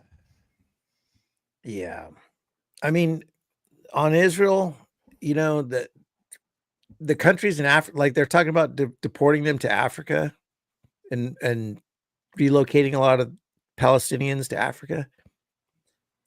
So those countries, those countries are like, no, we're not going to do that. The good news is we got some Houthis fighting back now, and they're being bombed because of it. And now, which is, again, like, if Democrats actually wanted to, if they cared, I was just listening to Ralph Nader today with Counterpunch, and he's like, impeach him, do something, like, do a fucking thing. He's bombing a country without congressional approval. That is unconstitutional. Like, there are ways that I'm not a Democrat. There are ways that if Democrats in power actually gave a fuck and weren't just like reorganizing the stars on their silhouette of a donkey, they could actually be fighting. The clearest thing of all is Doge. Like, legally, on legal standing, Doge alone is so unconstitutional. And for all this to happen from the president, clearly unconstitutionally, there's impeachment grounds there for sure that would sync up with them losing the fights they're going to lose with the courts. So the public would see them lose this fight, lose this fight, lose this fight, and they'd go, oh, Democrats impeach them because they did this illegal thing, did this illegal thing, did this. We get nothing. You don't even, like I said, you don't even have a fucking PowerPoint presentation by any Democrat. I know. And then don't get, we didn't, wait, I thought we had pulled that Katie Porter clip where she's like, you know, with her little stepping aside for whiteboards. Yeah. But then, you know, well, if Kamala gets in, yeah, I'm going to move aside. These are your fighters. Choose your fighter. Choose your fighter. There was a good video, but we've shown so many videos, and I don't know. I haven't heard from Kate. I don't know what's happening. That's so crazy. But We're not seeing Kate tonight. I don't think we're getting Kate tonight. Unfortunately, That's- I hope she's okay because that always makes me nervous. But I hope she's okay. But there's a video just of, all these different AIPAC paid politicians. And I guess that really is all it takes to sell everything out. I honestly just don't understand these people. I don't understand them. What are they fighting for? Why did they get into public service? And I guess it was just to destroy humanity and make a couple bucks on the way out. I don't know. I mean, I look at the Democratic Party as like, at this point, it's run like a business. That's the top thing. Like right. The product doesn't even matter. Just make some money for the company. Yeah. Right. That's all that matters at the end of the day. But they're also like they run like a startup business. Like our chief funders are this, our top guy is the Israel. And if we don't get Israel, we got no money. We got no business. We got no company. When in reality, the Bernie experiment showed you could raise all the money from the people if you just represent the people. Like it's not the money part of it. You don't have to be on this evil tip for money at all. Don't. No. But the idea that we can't get out of this now because the press is in on it too, because BlackRock owns the media, that owns the stocks, that owns the politicians. So it's all so intertwined Thanks, Clinton. That we're fucking doomed on like using the Democratic Party to use private donors, public donors, us in lieu of the corporate donors. That option doesn't exist anymore. Because the crazy thing is some of the money that they get, like some people are only getting like, $50,000, $60,000, $70,000, which, it's a lot, but like not enough to sell your soul. But they're in a group of people, some of whom are getting almost $2 million from AIPAC or Israel, super PACs lobby. So if you want your career to remain, then, you bend with that, you blow with that wind or whatever the hell, just like with AOC doesn't take PAC money, but votes with all the people who do. So like, then what difference does it make? Like, that's when you're fighting against something so much bigger. There's no electoral way out of it. There's no electoral way. There were two things I thought were sort of interesting. There was like the way we're sitting here saying we don't understand, but I can rationalize why we don't understand the lack of humanity, the cruelty, the endorsement of a genocide, all of that. So repulsive. But there was a segment on CNN where Luigi Mangione is raking in donations, and these people don't get why. Like they have no concept. They are so removed from society, and I think of like what makes a fascist or somebody who's so impervious to the suffering they cause, this lack of empathy. And we showed that clip a couple weeks ago of Elon Musk talking about how empathy is overrated or whatever. You don't need to have empathy. But like we were talking about this last week, the Jubilee that used to happen even during feudal times, where they would just say your debt is wiped out, because you have to give people like a modicum of hope, just a morsel to feel like I can keep doing this, or they're going to fucking pitchfork and guillotine all the people in power. So it's a race between a work stoppage and shutting everything down and the guillotines versus the AI entire surveillance in cop cities. Yeah, it's that, but like the economic punishment on the middle class and lower class, it's too much now. It's just too fucking much. So you're going to get violence. That's you've left us nothing but violence. I mean, yeah, we can try to get some general strikes, but that takes organization and it's not there yet. That's what we need to be doing. But first you're going to get more Luigis, because that doesn't take all of us. That takes one person who's like, I've had fucking enough. That takes one person. Like, if I had terminal cancer and I had 2 weeks to live, come on now. Am I going to make some fucking headlines? Am I going to make some fucking headlines? Yeah. You have nothing left to live for. You have no hope. Like they are creating a space, a country, a world where people have no hope.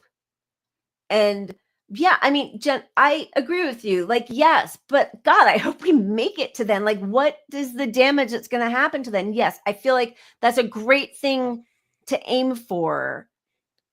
And we should all be on board with that. But oh my God, what's going to happen over 3 years? Yeah, to me, putting out 2028 feels like such a Democratic Party fucking Justice Democrat thing. Like, really, 3 years? We're gonna wait 3 fucking years? Like, I don't understand this idea that a spark can get fucking violence and a revolution. Right. And like, to me, 2028 being the thing that you've got the auto workers and, you know, like Sean Fain saying, right, we're going to prepare for it then. It just feels like some Democratic bullshit to me. Like, it's so hard because our country is so big. We have so few people who are actually in labor unions. The union leaders are, as we all know, in bed with the people in power. And so to organize it is up to rank and file workers to make it happen, but they're stripping all the ability of workers to organize under Trump. And yet, like, I was just reading this thing about the abundance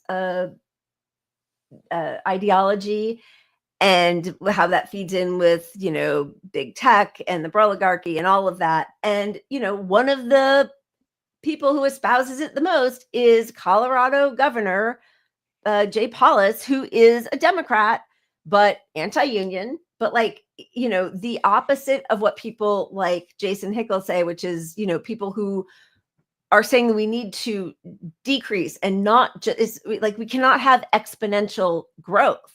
That's cancer. That's a cancer. I mean, capitalism is a cancer. It's just like exponential growth. You cannot have that.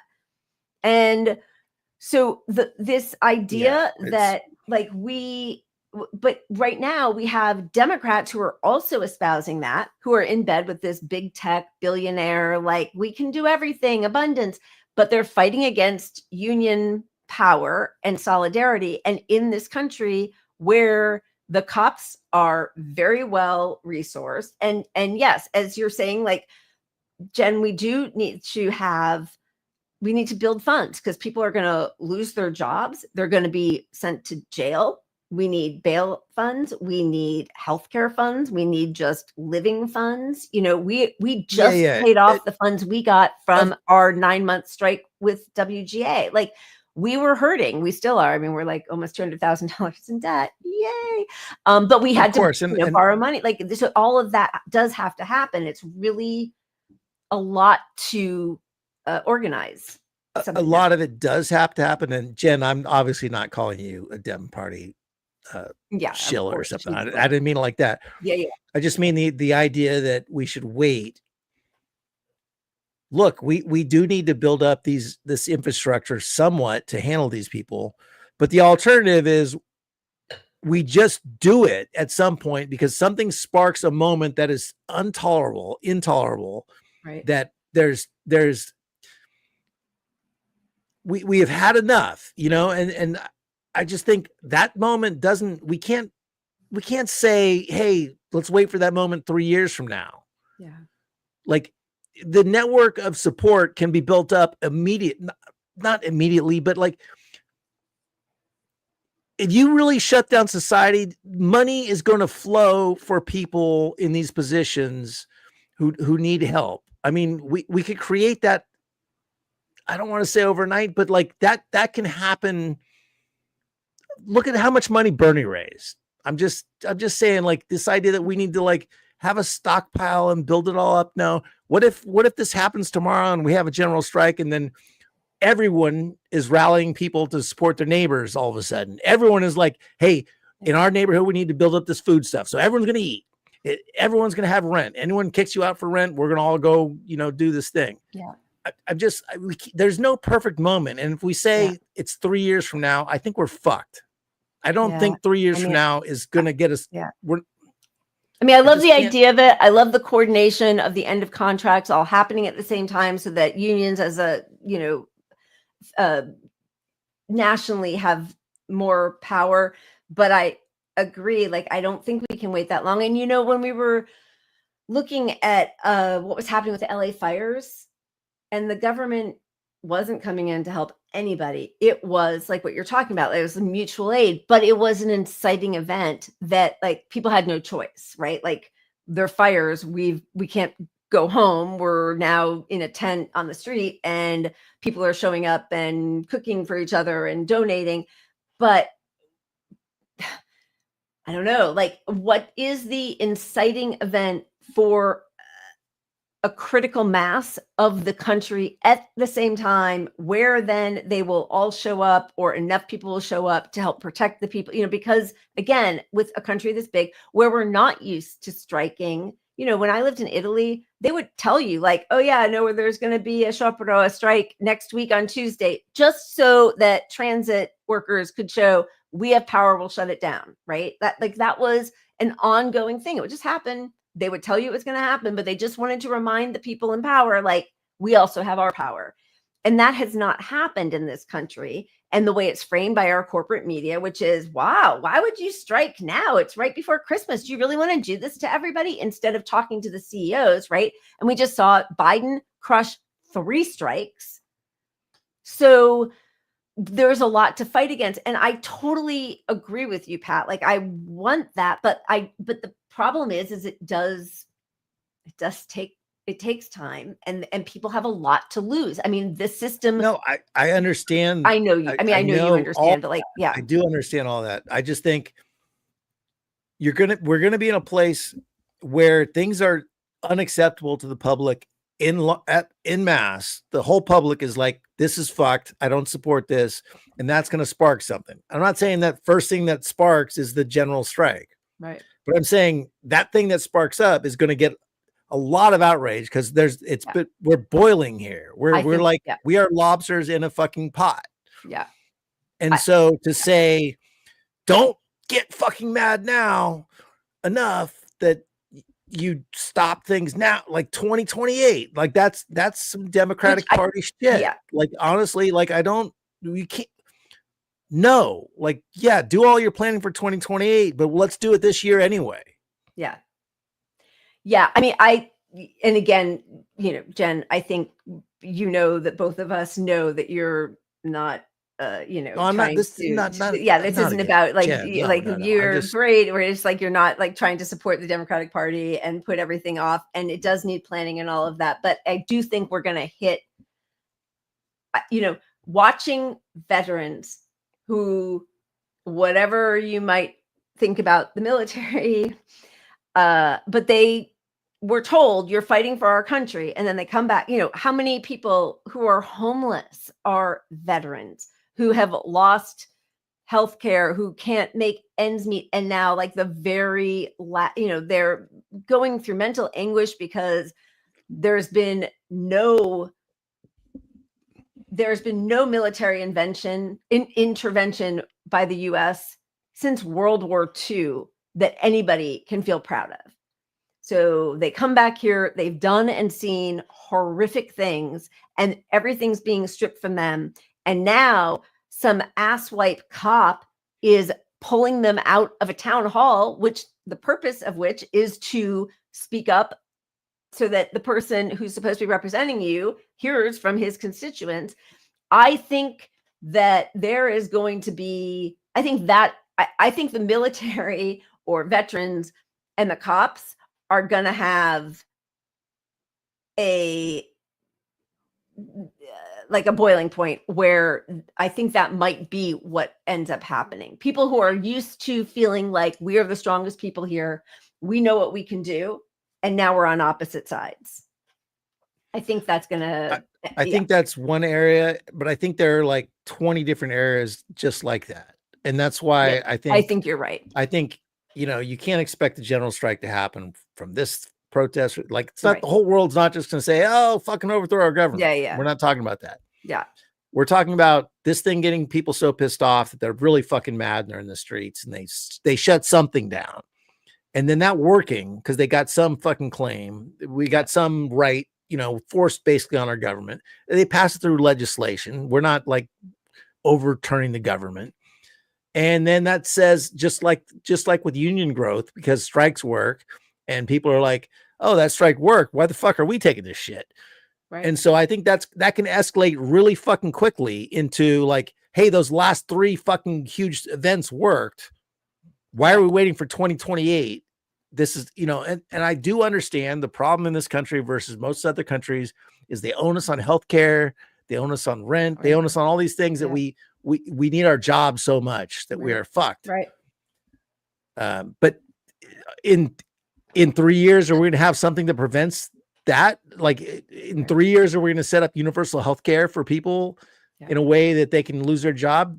There's no roadmap for that. Nobody has that. So you give me the roadmap, where it makes sense and we're going to actually do this thing in 2028. Sure. But otherwise it sounds like Justice Democrats and I'm not fucking buying it. We need to fucking just get all in on every fucking protest, break some shit down, demand some shit, and then see a win. And then that'll be, it's a self-fulfilling prophecy. We saw a win. There's another win.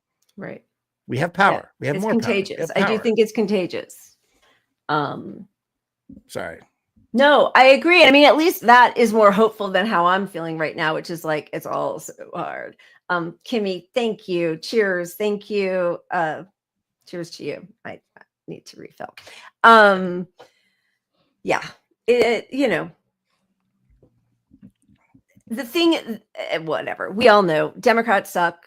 They're supposed to be the party of opposition. They are 100% collaborators, complicit, all of that.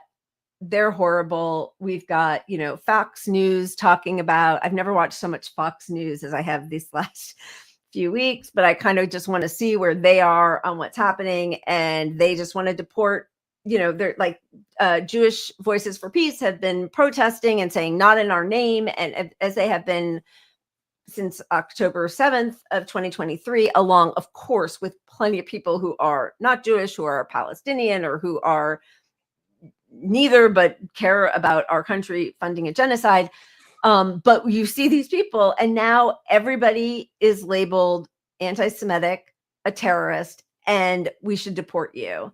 And yes, it's going to go from people, students who are, first it was the illegals, which is a disgusting way to talk about anybody.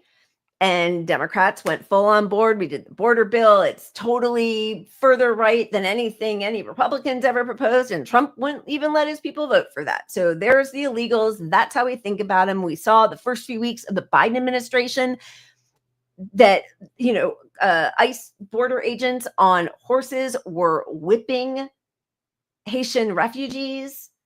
That was week 4 or something of the Biden administration, seeing people with brown skin being whipped by white, cops basically on horses. And once you dehumanize a group and people start feeling okay about it, then it is easy to take the next step. They do it with climate. They did that. They've been doing this with climate for decades where, well, it's just people in the global south and it's people who, wear baskets on their heads or who don't speak English or who live in huts or whatever. So when they get wiped out, they should have just been born American. And then, we saw with COVID, it's the people who are disabled, the people who have comorbidities, and some of them are going to fall by the wayside. And now they're just going to label anybody who disagrees with them terrorists and worthy of being exterminated. So yes, it is time to fight for sure. Okay. Oh, I thought Pat was like, he's like, I'm out. I'm done. I'm hitting the streets right now, bitch. It's 7:09 p.m. PST, Sacramento. Coming. I don't know if I have time to fix my blue screen, but this is the world I live in right here. It's a closet. I like it. It's a kitchen, actually. That's a great one. We're going to all meet at your house. Let's do it. Let's go. We're not going to show it because we're about to go out, but there was, a clip of Deborah Winger, who's in her 70s, at one of these protests saying, born Jewish, believed the lies. I have a lot of atoning to do. I will be out on the street every second of the day because things were done in my name that are horrifying. And I feel like, that we should all internalize for so many parts of our lives, things that we were lied to about. Okay. Is this the way that we're going out for a week and a half? Yes. I mean, Susan Sarandon always shows up. She's awesome. Pat, party at your place. We were loving the curtains. We're loving your beer selection. The beer is good. That I guarantee you come here, we'll have good beer. By the way, just so we end on a slightly lighter note, because we've just been like railing against everything. Cheers, Reflect the Sun, for the 20 Punch Up 5 memberships. Thank you. Josh invited himself to your place in the fall and bought the two of you tickets for something. So I hope you guys have fun. With no discussion, he's like, I'm coming, I'm there. I guess I'll be sleeping on your floor. But no, he's got my bed. No worries. I sleep on the couch all the day, every time with Strike and Pablo. We're good. I can't wait to get the inside scoop from you on how that all goes. All right. Well, you guys, it is always the highlight of my week and my day when we get to spend time with all of you. I know things just fucking are horrific right now, but I so appreciate everybody coming here and hanging out with us. So thank you. Do you want to say anything before we go out, Pat? We'll see you in, I guess, 10 days. Might be 10 a days. full 10 days. 10 days. In the meantime, if we have a government society, whatever, when we get back. Yeah. If we go on early, it's the tsunami I warned about, probably. Oh my God, it's all so awful. But No, I think this is a huge opportunity. All this awful, like, disaster capitalism. We are the anti-disaster capitalism. We see disaster and we're like, you know what? Maybe this is where we can wake people up and change them. Yeah. So an opportunity to make things better. If you need to hang your hat on some sort of hope, it's also bad that you can actually reach a lot of normie Democrats now. I think so. They feel pretty upset. If Neera Tanden is upset and Will Stancil, there's we have a small opportunity. And veterans at Trump, we're not censoring you. We love it. We just I think we just feel like I love that idea of planning for 2028, but I think like I can't imagine one night in Gaza right now, right? Like I cannot imagine. So I think that's the thing. But yeah. Oh, sorry. Okay, sorry. I just didn't want you to think we love conversation about all of this, and of course we know what side you're on. Just want you to know. But that sucks that YouTube is doing that, and no surprise. All right. So we will see you guys all in a week and a half. Stay safe, put masks on. Even Bernie and AOC are telling people to wear masks at their rallies now because COVID's up, flu's up, RSV's up, cancer's up, drug resistance, fungal infections are up. People's immunities have been demolished by airborne AIDS, which is COVID. So today, I think, was the celebration, long COVID day. Yesterday, but I think it's also a long COVID week. I don't know, but a lot of recognition of the problem. Julia Doubleday wrote another great article about it. Yep. Yeah, and I shared it that Mehdi Hassan actually shared her article, which is that was cool. Pretty impressive. Like that's the biggest source of somebody's sort of lefty 100%. center. Yeah. But for him to be on the left of most lefty podcasters is really embarrassing. Yeah. And I know lefty podcasters don't shape the whole left or anything, but they direct the narrative online. Yeah. And if the online left doesn't give a fuck about COVID or disabled people or protecting people, nobody's gonna. So that's why that void is really pissing me off and has for 5 years. Yeah, no, it's disgusting. I mean, it's disgusting. All right. this is going out on some protests because that's all that's given us life right now. Thanks, everybody. Cheers. Keep punching up. You're waiting at me to push the button. I was hoping it's you would. coming. See you guys. Bye. Cheers.